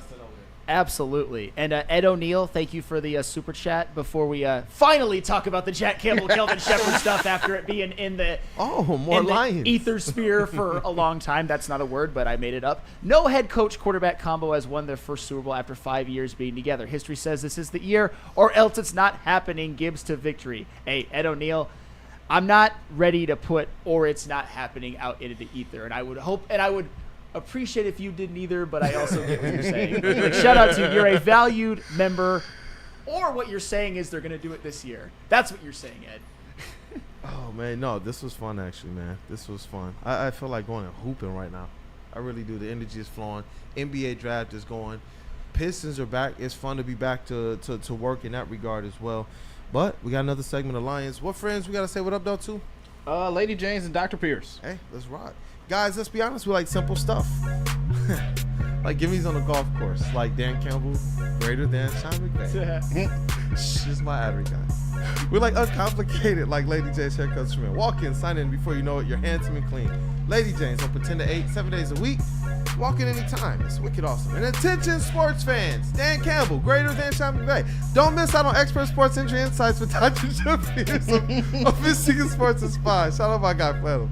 Join Dr. Pierce every Tuesday during Big D Energy, every Thursday on Ermanni Edwards, where he's offering top-notch injury advice. You got to trust the guy that D-Mac does. Dr. Jeff Pierce is here to keep you in the game and performing at your best. For more information, visit MichiganSportsandSpine.com. Call 248-426-9944. You know how some things are so good they should be world famous, but they're not? Our house-made vinaigrette is one of those things. And the antipasta salad, we drizzle it over. Same with our hand-battered chicken tenders. Original recipe soups and pasta sauces. It's almost as if our original, world-famous Detroit-style pizza is mocking them. And that's not very nice.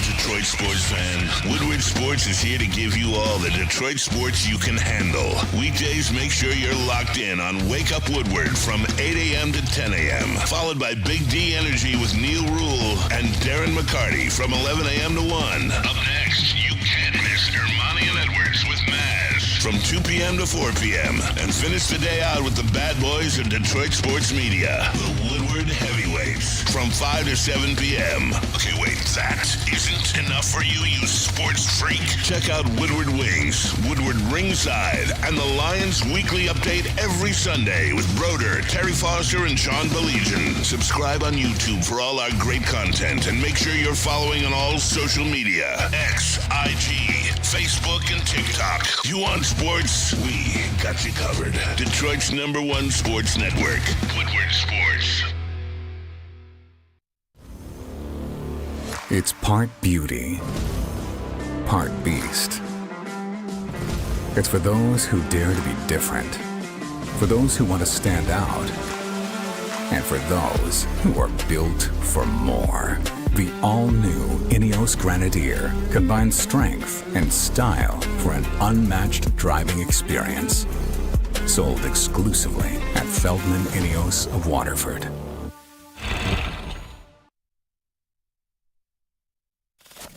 We don't like to brag that we are the toughest sports network in Detroit, but we do have a guy named Darren McCarty on our side. Woodward Sports.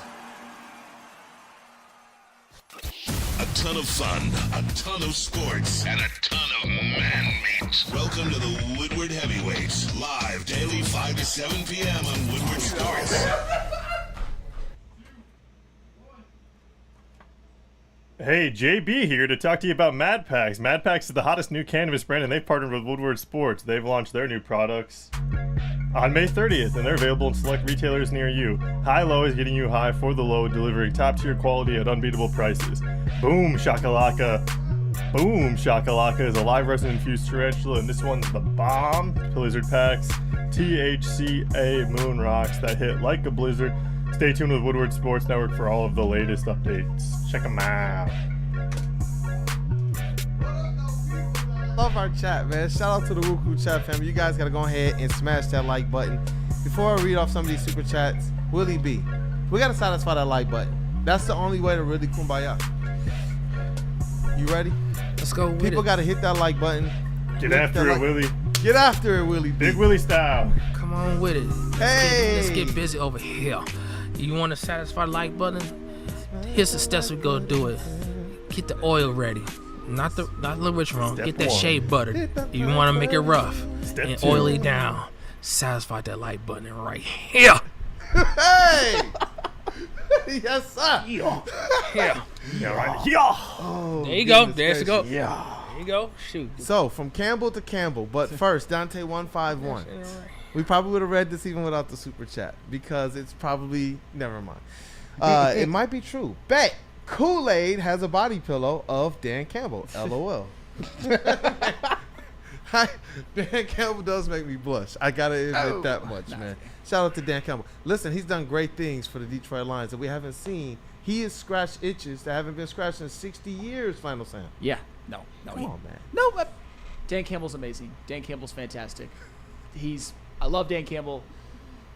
I just disagree with Kool-Aid on like maybe one ranking versus one coach. It's not the end of the world, guys. I'm not a Campbell for career, hater. I give it to Sean McVay over Dan Campbell. For the power rankings of the last few years since Campbell's been head coach, I give it to Campbell over Sean McVay. All right, fair enough. We can. Nice try. We have no choice but to agree to disagree at this point. Can you read this next super chat, JB Smooth, Yes. and clear up if we have any others? Oh, you want to make me read this one, huh? All right. Shout out to D. Sending in 199. He said, "Nice try, Woodward Diddy." I'm assuming he's talking about Willie. Well, damn. What do you expect when I put some oil on it? Oh no! Get some lubrication on it. What's wrong with that? Gotta be Diddy all day. What kind of shit is this? He's got a suitcase You gotta satisfy the full of light baby button. oil What's ready wrong? You don't want to Ready for satisfy that with like dry button. hands. You gotta moisturize that shit. Oh, boy. What do you expect, man? It's what it is. Oh no! Willie B. Want me to lie and tell the truth? Which one? Hey, Willie B is authentically himself all the time, and I think more people should You be have like to that. appreciate Honestly, it, don't you? I love Willie B, and I appreciate You're an icon. Thank you, y'all. Dude, you inspire me to be more courageous and brave all the time, my guy. I hope you know that for real. I deeply appreciate that. Y'all let me be myself, and I definitely, all jokes aside, I definitely appreciate y'all for doing the past 6 months. This is the best month I had at the beginning of this weird year. Shout out to you, brother Brandon. I really deeply appreciate that. We've been linked for years. You supported me for years, and we got an opportunity to support you. Yep. So that's what we did, man. So thank you for being here, bro. No problem. Appreciate it. From one Campbell Yes. to another Campbell. We gotta talk Jack Campbell. I love my linebackers here. I am really hoping that Jack Campbell takes that leap this year. We saw him lead the team in tackles, and really, I feel like it's almost incomplete to be able to grade him last year because I thought he did a lot of heavy lifting while the defense around him fell apart, including losing his linebacker mate Alex Anzalone. Yeah. But he's feeling confident this year, especially with his old linebackers coach, now his new defensive coordinator. Ooh, Kelvin Sheppard and Max DeMara of Sid Lion Report put out an article that basically detailed and quoted Jack Campbell on how he's very confident in Kelvin Sheppard and thinks that things will be just fine moving forward. Just to paraphrase a couple of things, talking about the culture that Dan Campbell, basically, he says Coach Dan Campbell does a great job. He kept a lot of stuff in house, and I feel like that's what he believes in. I think it starts with Kelvin Sheppard. And by the way, these are Jack Campbell quotes. it's been good for me coming in, having to work with him so closely to now have him as the coordinator. I feel like it just allows me to know what he's going to be thinking going into a game week, so I'm really excited about that. And this is also Jack Campbell. There's a few changes, and there's some things I'm really excited about, and I think the back end's excited about what the guys up front are excited about. It's going to be good. You got to learn little nuances within the call. That's a little bit different than what Coach Glenn did. I'm just excited to see what happens, and we got the right guys in the room. And just a quick read-off. This is not a Jack Campbell quote. This is just basically listing his numbers. In terms of Jack Campbell's game, the linebacker took a leap in 2024, which Kool-Aid thinks he can compound with another leap. Shout out. Last season, he enjoyed career-high numbers in terms of tackles, 131, passes defended 5, and forced fumbles 1, highlighting the overall impact he can make. Kool-Aid, I know you love this stamp of approval from Jack Campbell to Kelvin Sheppard. I absolutely love this. You know, there's a lot of questions out there amongst national media and even amongst some of the fans who are a little bit more scared than stoked because they do put some stock into the fact that we lost 2 really good coordinators. That's one part where as I've gotten more, mostly further away from Benedict Johnson and Aaron Glenn leaving us, I've been able to digest even more and more of what people are looking at. And I get it from the outside looking in. They're not even saying necessarily that the Lions are going to fall completely off, but they definitely want to see them prove something. But since Kelvin Sheppard has been the guy, we've seen different votes of confidence come from Super Bowl winners, from future Hall of Famers, from former teammates, from people he's coached, and from the people around him that's put him in this position. And we know that he's been in alignment to have this job now for a few years. And shout out to Kelvin Sheppard for just being so locked in and dialed in with those linebackers who they sit in the middle of that defense. One of the things that Steve Spagnuolo talked about with Kelvin Sheppard when he said that he knew that he was going to be a good coach in this league one day was the fact that as a player, he knew everybody's position on defense. As a player, he even knew what the offense was doing because he thought that that makes him better as a defender, and that he knew effectively what to do at all 3 levels of the defense, how to connect it, and how what one level of the defense is doing could help another layer. What that's done is this. When you look at what the Lions last year, when they got into a little bit of a pickle with the pass rush and needed to be able to generate some stunts to get home, Aaron Glenn got a lot of credit. But you start doing a little bit of investigation and research, and you start to realize Kelvin Sheppard came up with some of those schemes that allowed those linebackers to have a greater effect in that pass rush game, or at least in some aspect of containment. So I'm really encouraged to hear Jack Campbell this excited about Kelvin Sheppard stepping up as defensive coordinator. I love to see it. And Big Con 51, breaking news. Did we expect him to say anything other than what he did? I personally think that the glazing went farther than just, oh, I'm excited what we have, just like generic interview speak. And Jack Campbell, honestly, I think he probably has a lot of reason to feel that way, because the reality is, and we've talked about it before, but I think it bears repeating, the linebacker room, the amount of players that have developed, like Jack Campbell took a huge leap year 2. Alex Anzalone's played the best ball of his life since he got here. Not ever since he got there, but really when Kelvin Sheppard took over the linebackers, that's when Alex Anzalone started playing well. You look at Derek Barnes, got himself a contract. You look at Malcolm Rodriguez, who really had a good rookie year, was relegated more to special teams in his second year, and then took a huge jump until he got hurt.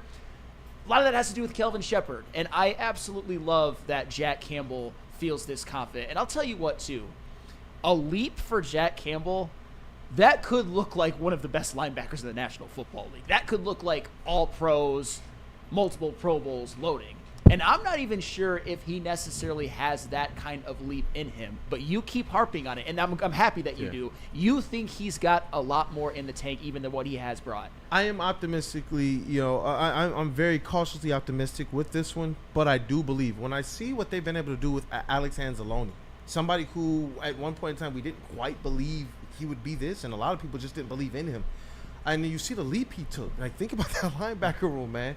And now you're looking at a Jack Campbell who a lot of people didn't quite believe in him at the start of this thing. But you see him take this leap, and when the defense around him was falling down, you see this guy still out there like his absolute battering ram. And I love that approach from him. This guy just wants to go out there and destroy. And I believe that as he continues to get better with the techniques, and you see a guy like Malcolm Rodriguez who Kelvin Sheppard has taken from low-level draft pick to low-round draft pick to somebody that we're depending on and counting on and glad to have a part of this team. That's what makes me excited about this. And one of the minor things here that stood out to me in his comments was when he says he's really excited about it, but he thinks that the back end and the guys up front are excited. That to me tips a hand that no, Kelvin Sheppard is not stepping in to run Aaron Glenn's defense. He's not doing that. He's stepping in to instill his own defense. That to me tips the hand that there are some different wrinkles, some different schemes, some different ways that they may attack. And there's some things that we saw more of, and that was just a little bit different towards the end of the season as they got decimated by injury. I can't wait to see what he does to put guys in a little bit different position, what he does to put guys in a position to affect the pass rush. Because we're sitting here saying we need more. What if Kelvin Sheppard has a solution for that already? He's gotten his training in the Lions organization. That's usually how it works when it comes to a coordinator. Either you're promoted in-house or you're promoted as a positional coach to another team. And who was it? WeezyD313. How about him and TA just get an interception? Here's my thing. I'm not concerned about Jack Campbell when it comes to interceptions. I shouldn't say interceptions because interceptions are real, but my point is I'm not super concerned with Jack Campbell when it comes to interceptions. However, we talk about him taking the leap. If he can build upon his sophomore season in which he wasn't great in coverage, but he improved over his rookie year and actually become either decent to good in coverage, that's what really unlocks, to me, multiple-time Pro Bowler, at least loading Jack Campbell. I do. I think he has the opportunity. Obviously, the success that the Detroit Lions are going to have is going to give a lot of these players a boost. I believe that's why we see a lot of them popping up on these lists. No matter if we disagree with where they're ranked. These are first world problems. I admit that. Dan Campbell on that list at 9 is still, for how national media does things, that's still pretty great respect. But I do expect Jack Campbell to take that leap. I do believe in the assessment of a Brad Holmes with a player like that. And maybe some of these players, they take off at different times. J-Mo had a different timeline than a Jahmyr Gibbs, who had a different timeline than a Penei Sewell and Amon-Ra St. Brown. And so maybe a Jack Campbell, as he's learning this thing, to become not just a complimentary linebacker, but the main guy, that to me means a lot. Early on in your career, you're coming in and you're the guy. And there were certain limitations, speed or athleticism or things that people want to hold against him. But this guy's motor, this guy's dog, I like his technique. I do believe he needs to get a little bit better in the coverage. People want to see a little bit more side to side, but I believe his IQ is going to help him along with what Kelvin Sheppard is going to do. Kelvin Sheppard knows what his linebackers are. That to me is what makes me very excited about the relationship now that's going to be happening between the secondary and the defensive line as he alluded to. Well, I also wonder too if Jack Campbell, and I haven't played high level football, so that would actually probably be a question for Braylon Edwards, but I'm curious to even get what people who have played higher level team sports than I have just in on this. Is Jack Campbell going to have more comfortability with Kelvin Sheppard from the beginning than, say, an Aiden Hutchinson or a T.A. Will, just because Kelvin Sheppard was Jack Campbell's positional coach? Yeah, one more time. Is Jack Campbell going to have more of the immediate comfortability than as a linebacker than, say, an edge like Hutch or a TA like a corner like TA will right off the bat? I think more with TA than Hutch. I feel like Hutch is just Hutch. He's just going to mash. Yeah, that's fair. And I get it. Now, sometimes you temper it, and I get it. You don't want to be considered like a slappy, but with Aiden Hutchinson, you don't. He's just that dude. He's just that dude. But yeah. I do, from this regard, in terms of overall comfort, I do believe that Jack Campbell is going to. You hear his excitement. That's what stood out to me. There's another thing that stood out to me in this. Is just how excited and how comfortable, how eager he seems to really get going here. So I do expect he and those other linebackers to be able to hit the ground running, get there feeling comfortable. He talked about the nuances in the language. He talked about the nuances and kind of the calls. So he's going to be more reticent to that because he said it's different than Aaron Glenn. That means that he's already going to be in lockstep with Kelvin Sheppard more so than with Aaron Glenn. He said sometimes I don't know what Aaron Glenn is thinking until game day. He said, I already know what Kelvin Sheppard's thinking. That to me, it means a whole lot. So sometimes if you're showing up on game day as a young linebacker still trying to learn the green dot, you're the guy, and the defense is falling down around you, I wonder how that's going for your development. So with this one, he seems to be so much more eager about the way forward because it is familiar for him. And from that standpoint, I think he could be more comfortable than maybe a Hutch. But I just think Hutch is in his own lane. Yeah. Now, a TA, Hutch was I a do bad believe example. there might be some. I was gonna say the rest of that defensive line. There's some Yeah, guys that's like fair. that are. I do believe they're gonna have to get used to some things. Yeah, and Jack yeah. talked about it. And TA, I think that's very fair.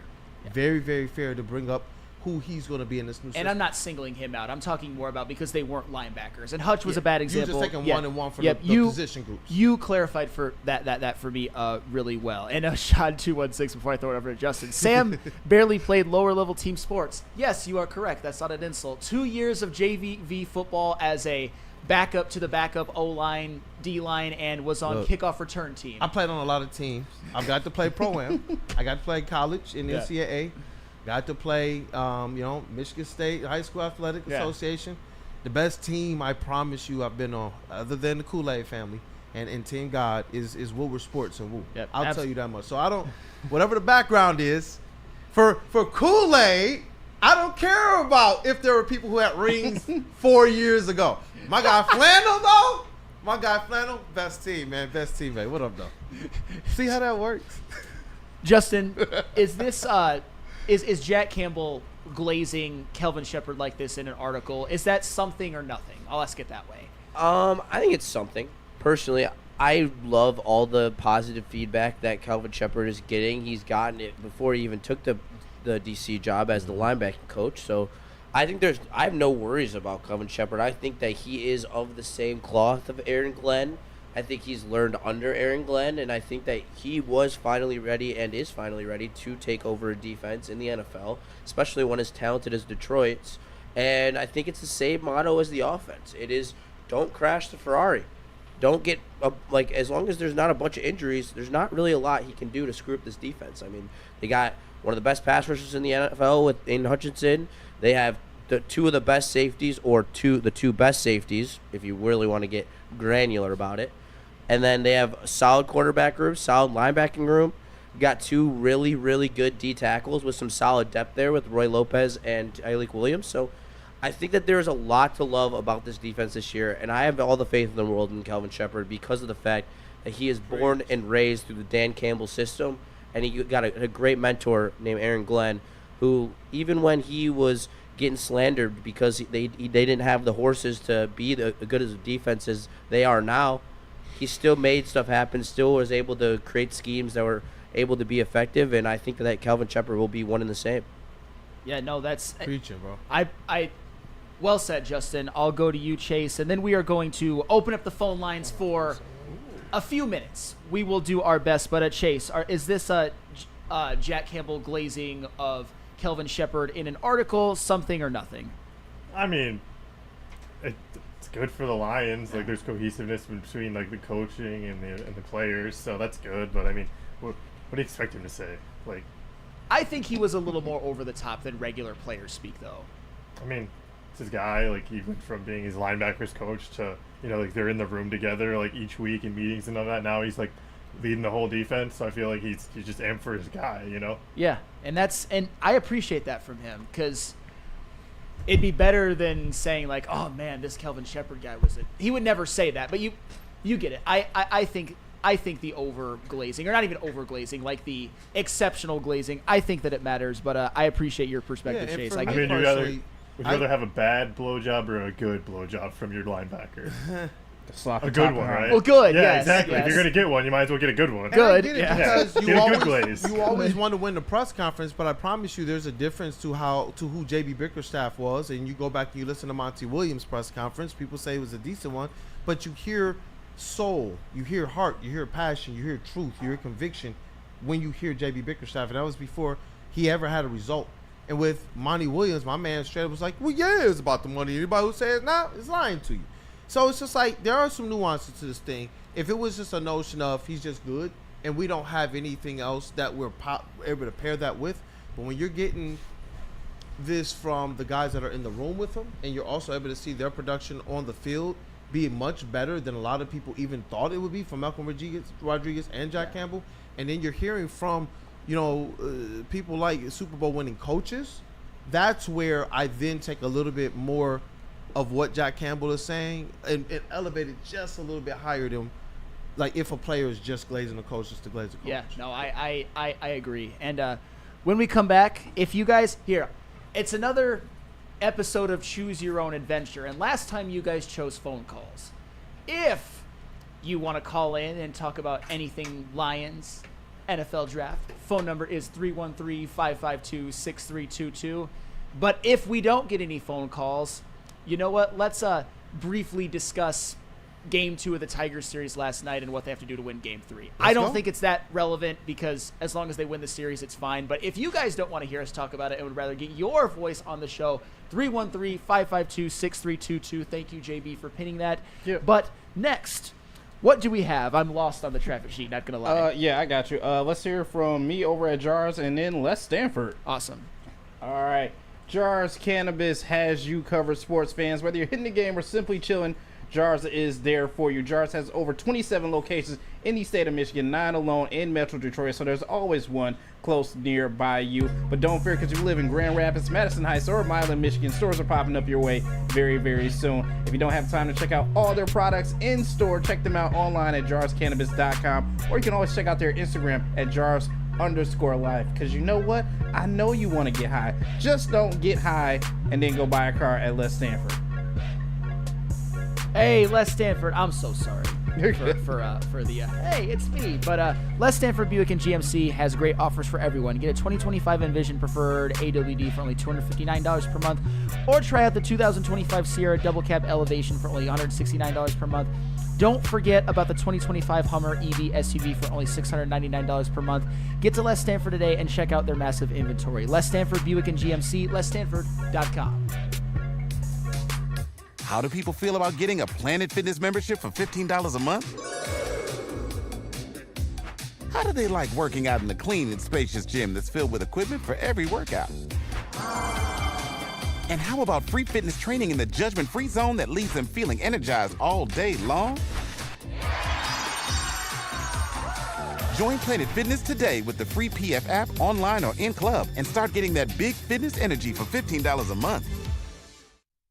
Head to WoodwardSports.com and click on Shop. Get the latest in Detroit sports apparel and exclusive Woodward Sports gear. WoodwardSports.com can get the whole team outfitted. Love the Pistons, Red Wings, and Tigers? We got something for you, too. Shop online at WoodwardSports.com.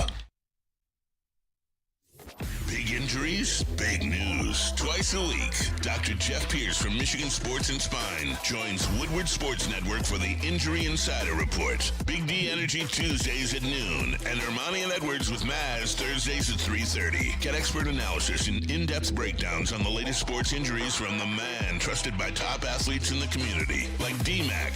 Whether it's the Lions, Pistons, Tigers, or Red Wings, Dr. Pierce talks us through it all. Don't miss the Injury Insider Report with Dr. Jeff Pierce, your go-to source for understanding the impact of injuries on the games and players we love. Only on Woodward Sports Network. Scan the QR code on the screen or go to MichiganSportsandSpine.com to see if Dr. Jeff Pierce can help you.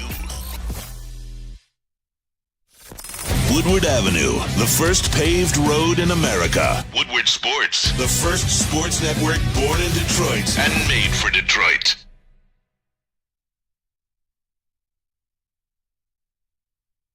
If you've got a crisis, let Ven point the way. Step 1, verify with details and photos. Step 2, engage your attorney. Step 3, notify your insurance provider. Get justice with VEN, Ven Johnson Law. Over to Caesar Sportsbook, the official sportsbook of us here at Woodward Sports. Scan that QR code, use code word Woodward1000. You can deposit up to $1,000, but all you have to do is place a minimum of a $20 bet, and if it doesn't hit, Caesars will throw it right back into your account with no questions asked. The Caesar Sportsbook, the official sportsbook of us here at Woodward Sports. Make some money tonight. Make some money. We are back. It's Wake Up Woodward, and we appreciate you guys for choosing to kick off your day with the WUW Crew. Go ahead and smash that like button and stay tapped in with Woodward Sports the rest of the day with Big D Energy after our show. We're starting at 11, and you got then you have at 2 to 4 E&E, and then the heavyweights. But call in. We got the phone lines open, 313-552-6322, and I think we already have a caller on the line. Yes, we got What Up Doe with Detroit Gunny. So go ahead and put him live, and we will All right, what up, Doe? Detroit Gunny, you should be live on the air with the fellows. Can you hear us? What up, Doe? You guys there? Yes. Hey, what up, Doe? Hey, is this one of the Titans' finest? That's right. That's right. Hey, let's go. So, shout out UDM, all right, University of Detroit. Yeah.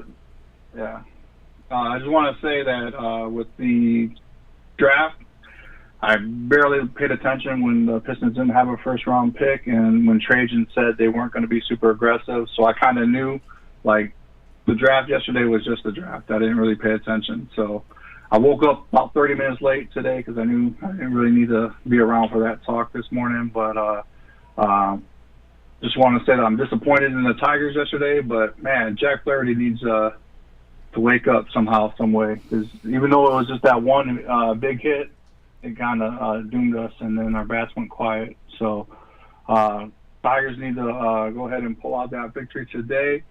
And with the Lions talk, I'll talk Lions every day, all day, twice on Sunday. So shout out to you, brother. Shout out to you. With Dan, appreciate it. With Dan Campbell, I think Valenti had a tirade about this list. So I don't know. You know, you can say Dan Campbell's 9, you can say he's 5, you can say whatever you want. I just know who I want leading our team today, tomorrow, and in the future. So, exactly. And then Jack Campbell, I believe he's an all-pro, loading. He took the mantle from Anzo when he got hurt last year, and I think he's just going to be the backbone and leader of the defense, more so than what Hutch can do on the line. I think, you know, wearing the green dot and calling the plays, and just his leadership is going to ooze. You know, like I said, I think he's going to be like Latimer with the juice, you know, flying all over the place.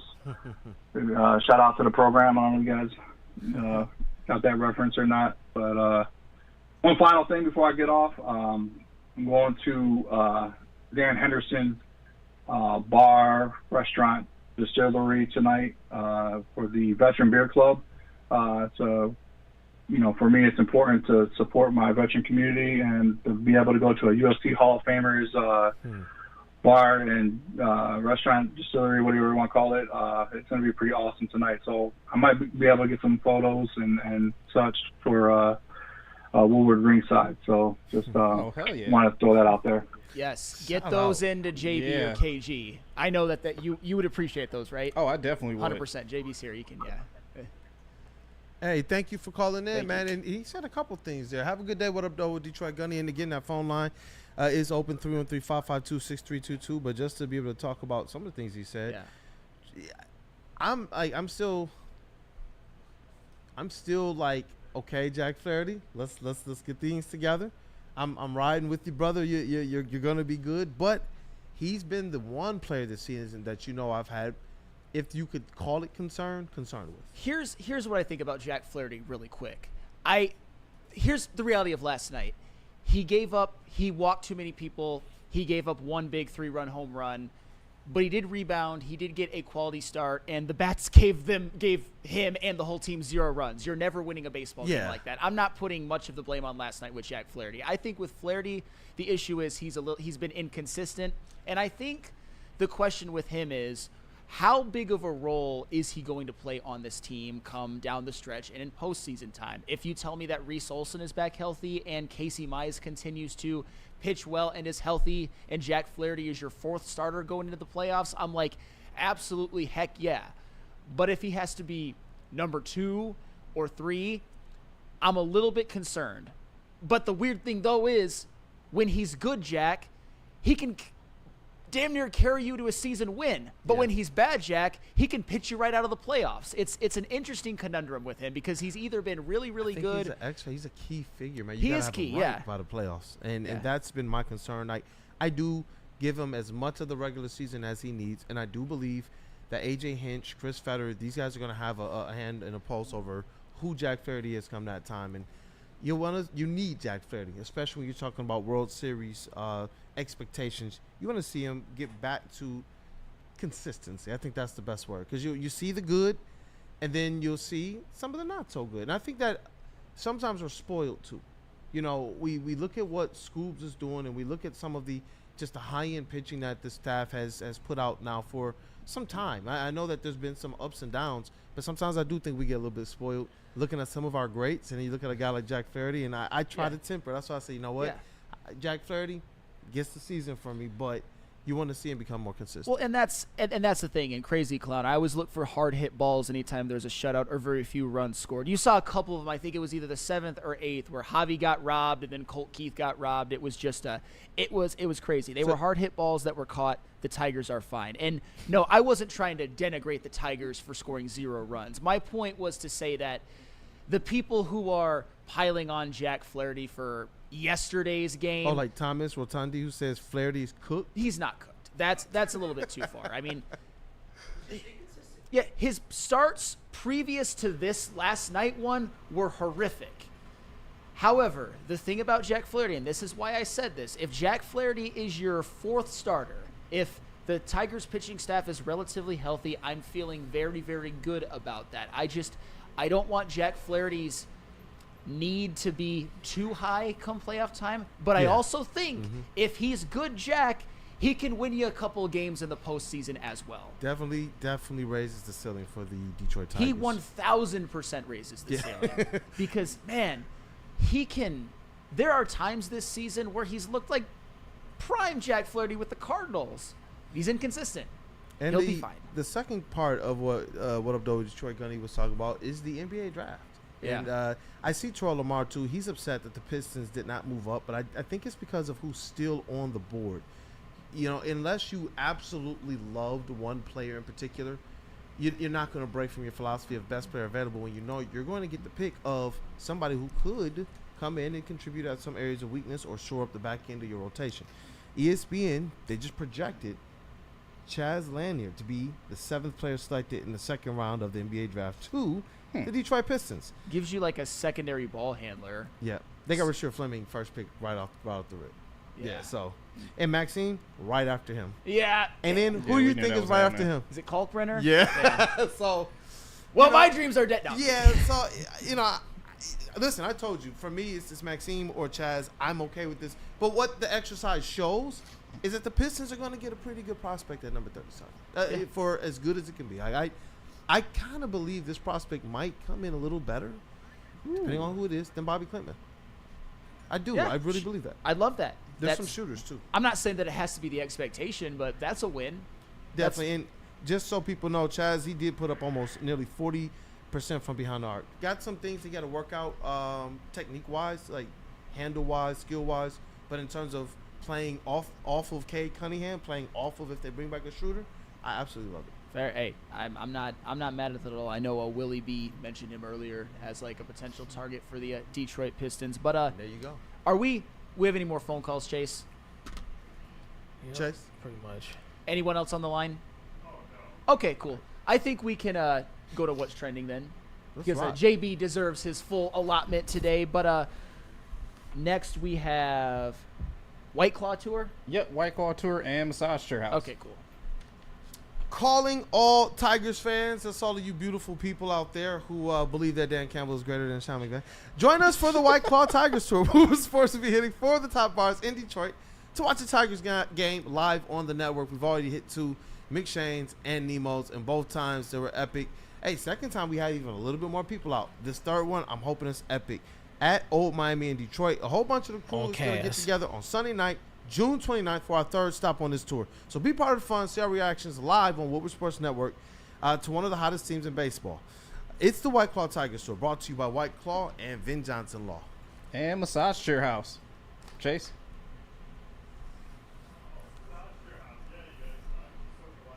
Oh, your mic. Your mic.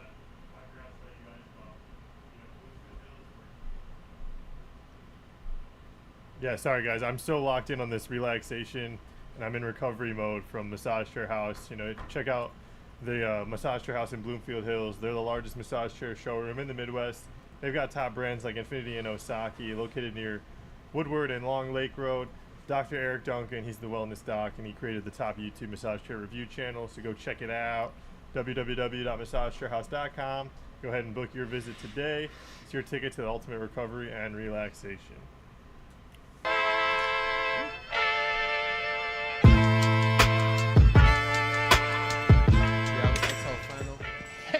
Tony, what's up, bro? Same circus, different clowns. For sure. You want the usual, the big zip? You know me too well.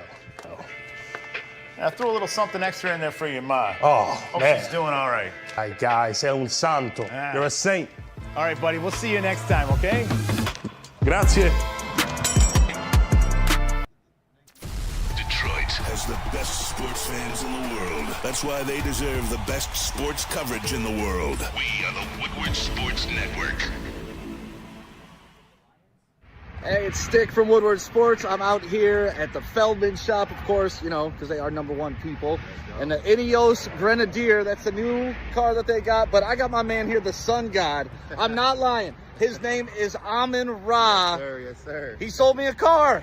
Yes, sir. Yes, sir. What's up? Come see us out here, baby. We're in Waterford. We got the pre-owns all day. We got the Grenadiers, and we got new Chevys all day. Whatever you need, we got you. Yeah, and I went with this one.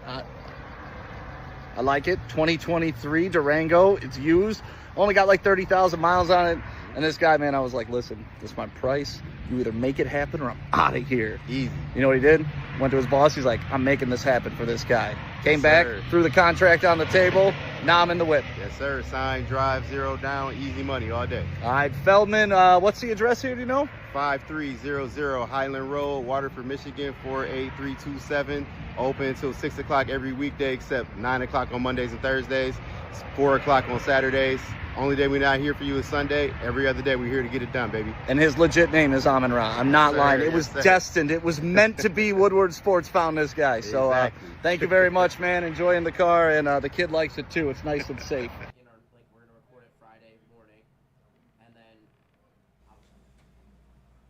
Loom Cannabis Company. Summer is heating up. Michigan is buzzing, and each can delivers 7.5 milligrams of THC wrapped in bubbles.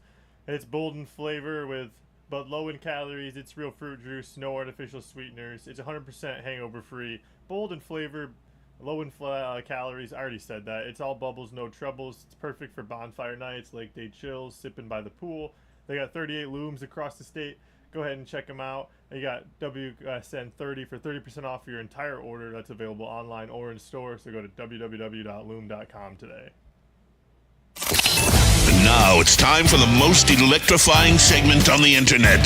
Bum, bum, bum. It's What's Trending with JB. Live on Wake Up Woodward. JB Smooth. Ain't nobody greater than that dude. Let's rock. Hey, what's going on, chat family? What's up, fellas? I got some videos for you today you got to check out. But Kool-Aid, I got to ask you this question, man. What up, though? Where are the parents? Arguing about Dan Campbell versus Sean McVay. Make it another one. Oh, where no! are the parents? That's rough. Just where? They're busy making another. Goodness. They need to get their license revoked. Goodness. At least that guy's never going to dunk in his life. He's going to be terrified. He will never. He does not have an NBA future. Just know that. This little boy does not have an NBA future. I'm just saying. That is tough, man. I need to make sure my kids see this. I be telling them, like, stop, get off the couch, don't jump off of that. Goodness, they're flirting with it, and they just keep avoiding the disaster. That's rough. That has, like, what did he land on? Oh, did he get like a concussion? Oh boy. Oh, or is it a spine? I think it's spine. Spinal. Just his spine, no big deal. Spinal. Just spinal there. Terrible way to go out off of a dunk. This is a terrible way to lose a pool game. Chase, as you always say, you can't keep getting away with this.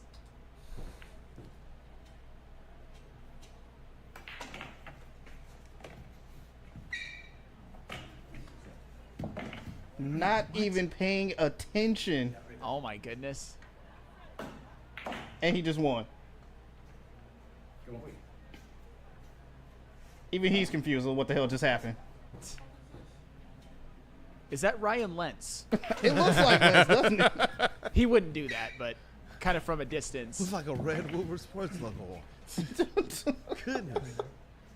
It kind of looks like Lentz, though, but like just all that and like a terrible way to lose a pool game. I don't understand this. Gamesmanship. He's not paying attention. What? Like, I might have bent the rules in like a card game or two. Monopoly, you grab 400 instead of 200 if nobody's paying attention. 400 instead of 200. Just terrible. And I love the way my man's like, "Wait, what? Like, wait, what just happened? What? Oh, what? Shout out to Hot Rod. And finally, I will end what's trending with this. You guys, you ever wanted a burger, but you just didn't want to turn on the stove to get that going, and you don't got the George Foreman grill, air fryer isn't working? There's always an alternative way. Is this another edition of alternate cooking? Yes, there's always another way to cook your burger. The dishwasher. Nope. Oh, this is The coffee maker, everybody. The coffee burner maker? The coffee maker. What? That's a little disgusting. That's like gag reflex. Nah. The coffee maker. That's disgusting, bro.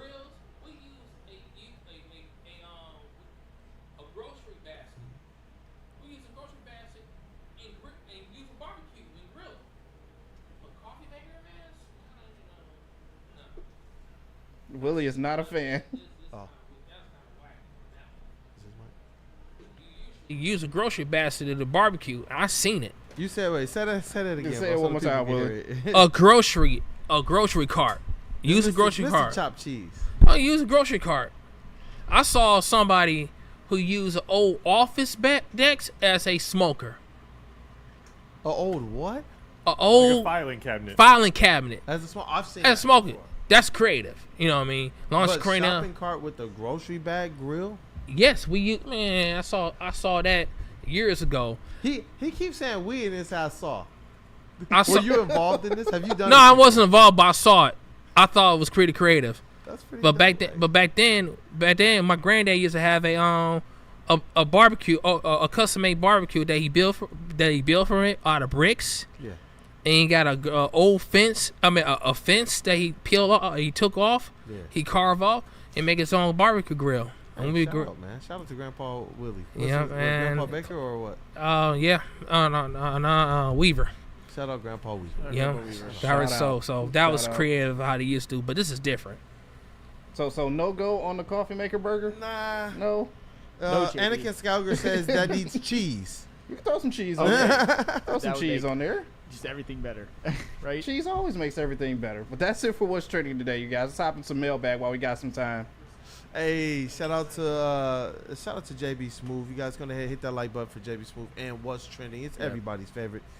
And any other friends we gotta say what up though too, or do we get into any questions? No, we can just hop in the mailbag actually. Hey, let's rock. I saw one earlier. Let me see if I can go back to it. And here it is, BigCon 51.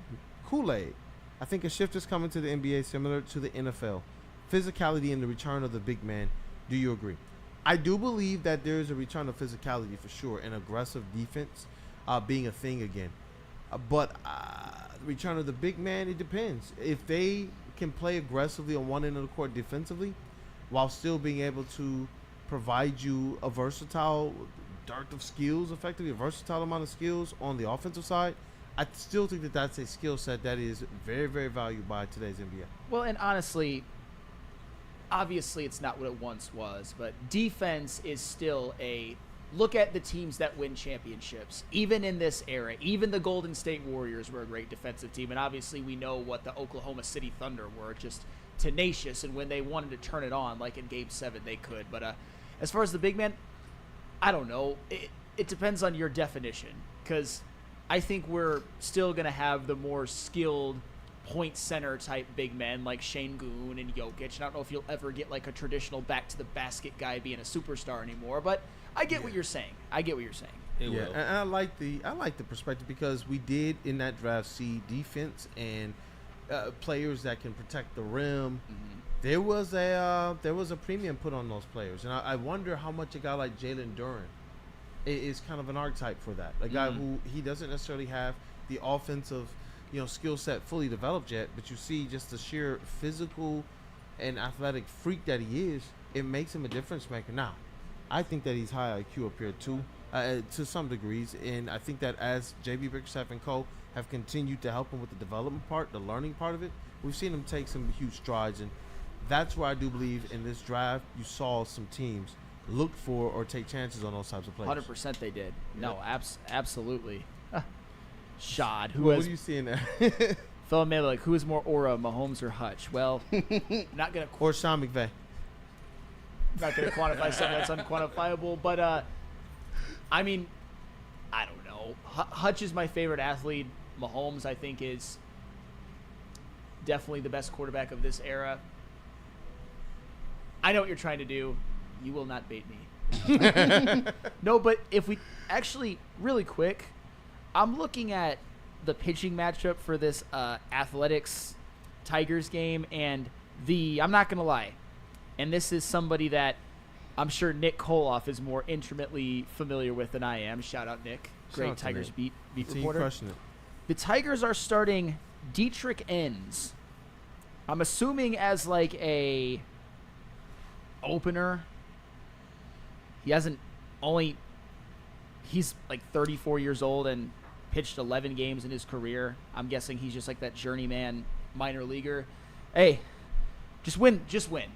I don't care how it gets done, but obviously I'm not going to panic if the Tigers lose today, but you don't want to you want to continue to just win series. Yeah, like, especially to handle your business well. Well, I was talking about because the stretch with the Tampa Bay series, you know, coming off a 3-3 homestand, I was looking at this homestand with the A's and the Twins and be like, go 4-2 and I'm perfectly happy.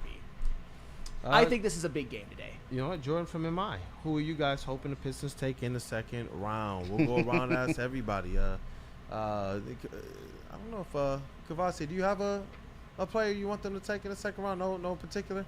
JB Smith, what up, though, Kavasi? Is there like a type? I don't really care for the NBA draft. I think most of the players don't really pan out like outside of the top 3 or like top 5. You know, there's a handful that maybe do. There's exceptions to the rule, but I find it boring. So. All right. JB Smooth, what up, What's though, up? brother? I still think Trajan's trying to evaluate this team at full strength, although he does see some spots. I definitely think it's going to be a big man coming out of this pick at 37, and honestly, it's probably going to either be Broom or Golding. Okay, if it's Vlad Golden, I will actually drop dead. Not because I would hate it, but because I think there's a 0.0% chance of that happening. With all due respect, Broom, I actually think there's like a chance, but I would say Maxine Reynaud. I'll dream a little bit. It's the second round. Let me dream. Maxine Reynaud. Yeah, for me, it's either Maxine or Chaz. It's interesting to see. Okay. I obviously, man, if we get Flemings to drop, then we're all in here probably, for a second round picks. Probably a little bit more excited than we generally would be. That was a guy who a lot of people thought could go in the first round. There was a couple of these other players who I thought that there was at one point in time you were gonna have to trade into the first round to get a Maxine. We just had that question. So there are some players here with some first round grades that the Pistons are gonna have an opportunity to take, because in this draft in particular, what excites me is the fact that there are some reaches. There are some teams that are taking guys strictly off of like long-term potential. There are some teams like the Nets who just loaded up and they're probably just going to unload some of these players. So it's like this was a draft that was very, very intriguing because who the Pistons needed, you see these shooters are falling, and that translates to the NBA. I like it. Yep. They're going to have something. But anything else in here exciting to you? I think we've got a show. I think we're good. One thing before we wrap. Go ahead. It has come out that the Red Wings could be open to retaining a hefty amount of Andrew Kopp's cap hit for the next 2 years in a trade, which to me is very surprising that that's who they're choosing to move and be willing to retain their salary because of their awful contracts. Andrew Kopp is the best player of the awful contracts. Yeah, but that's what makes him desirable to other teams. That they would want him. That's fair, but same with JT Compher. I mean, on the same 50% retain type deal, I mean, he could still be an effective fourth-line center. I mean, that's what you're going to ask Andrew Kopp to be. So I really don't think that would be the best move to get rid of on the retain, but, I mean, I'd be down for it because then if you do that, you have a spot for Danielson, and then Danielson has somewhere in the lineup where he can be slotted in, and it makes sense. So I do see that. But also, I'm hesitant because I think that it would be more effective if they were to get rid of Compher or Tarasenko. Eric Allen says he's okay with moving Kopp. I mean, I'm with Justin 100%. Okay, you got to be okay with it. But if you can, Stevie Y, if you can do some wizardry to get Tarasenko or Compher off this team instead. I'd rather pay draft capital to a team to take one of those two contracts than give up Kopp with 50% retain. So. We'll see. Yep. Second that. Hey, I can't wait. And stay tapped in. We're going to go live tonight, 7:45 for the NBA draft, second round. Hopefully, if we get a little bit of excitement as it relates to some of these players. If we see Fleming start to fall, it's definitely going to get exciting. But just to be able to talk hoops with the fellas, to be able to talk with the chat family, and we're also going to break down the free agency outlook and approach for the Detroit Pistons. After that, I'm going to zip down to the post-draft press conference, and we'll have some more stuff that we can probably have on the show. If not tomorrow, then next week. So, forecast for tomorrow's show, Kool-Aid's not going to get... We got very little sleep. I got very little sleep last night. That draft got done at like 11-something, closer to midnight, it felt like. And then we're finishing articles. There is an article on the website, Phil and others. There's an article that I have to write. And content, man. So, tired, but this is what it's about. I know I was talking about this with some of the interns and that dude Justin. This is kind of been our rite of passage here. It's been honestly a lot of fun, a lot of hard work, a lot of ups, a lot of downs. But you're looking at this now, you're seeing a lot of the payoff, especially with the team that we got. So you take the no sleep for now, because one day we'll get that, man. Yep. This has been epic. But shout out to the chat. Terrell Lamar says great job as usual. Crazy Clown, he says great show. Thank you, chat family, for rocking with us this morning. And smash that like button if you didn't get the opportunity to. Let's get that touchdown. I just got you that assist, I understand. And I'm telling you, man, you're way greater than the people who won like 4 years ago. But shout out, we got intern Haley, intern Noah. I saw intern Ryan walk in as well. It's a full house in here. In the sound, with the booth, we got Cavassier Chase in the sound booth. What up, though, brother? Hey, what up, though? Hope you guys are having a good one. You guys need to go watch No Chill. If you don't, I hate you. And I hope I never talk to you again until you go watch No Chill. That's all I got to say. I'm going to check the numbers later today and tomorrow. And if they're not up by 5, then I'm going to be pissed. Listen to Cavassier. Go check out No Chill or else. Hey, and I see you, Arf, who's doing the draft party. Is going to be Flannel is going to be in the building. Anson's going to be in the building. That dude Justin will be in the building.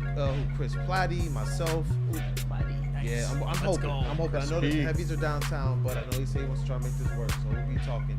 So we're going to have our hoops guys in the building here, and I can't wait. So some of the interns will probably be in. We'll get the food going, and we'll have some fun tonight. Oh, I can't wait. Definitely cannot wait. So, hey, shout out to WUW Sports MVP, JB Smooth, and the TD Booth. What up, though, brother? Hey, what's going on? Check out Fast and Loose. Also, check out the Chase Lounge, too. I'll be checking those numbers as well, too. Those numbers need to be up by 5 later on today as well.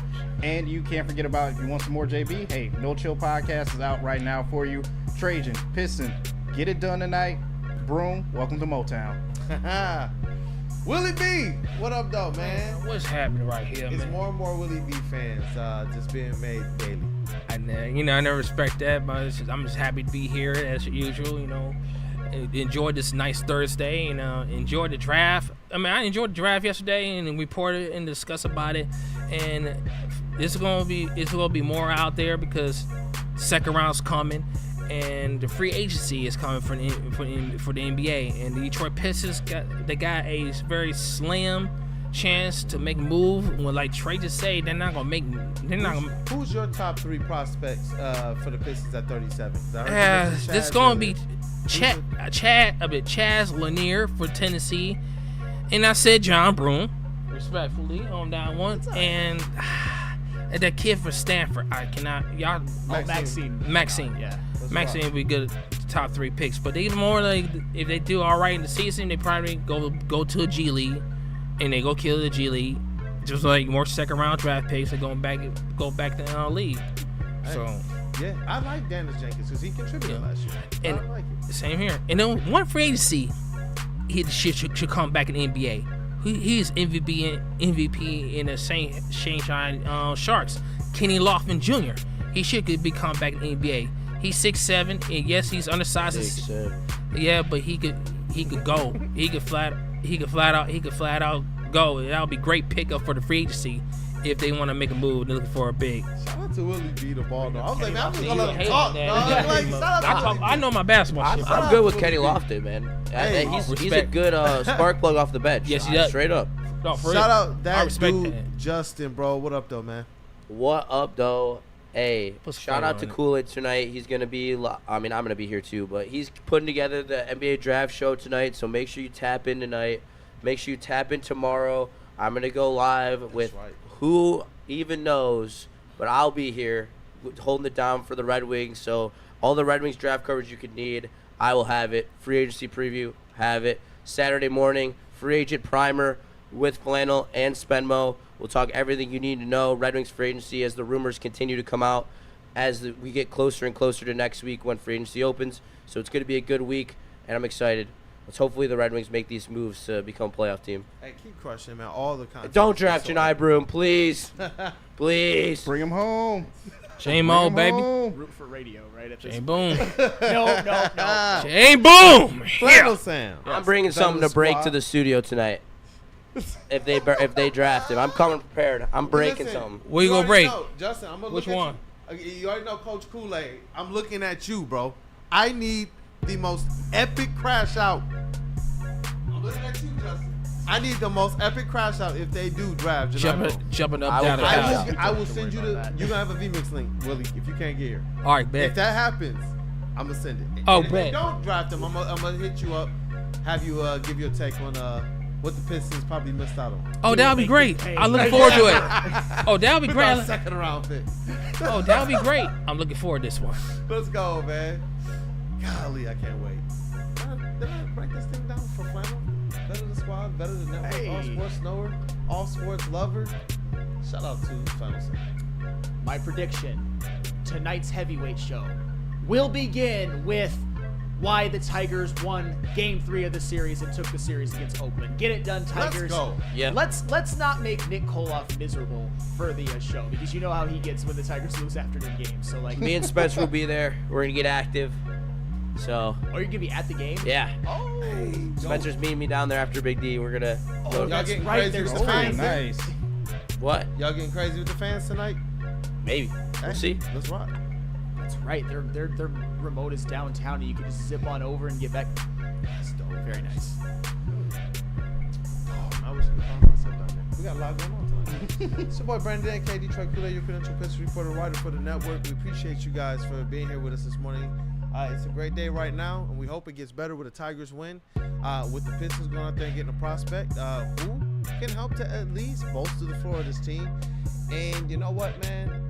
NHL draft is right around the corner. Stay locked in with all of the content that we got here, man. From Cavassier Chase to JB Smooth to Flannel to Justin, myself. Stay locked in. We appreciate you guys. Have a great day.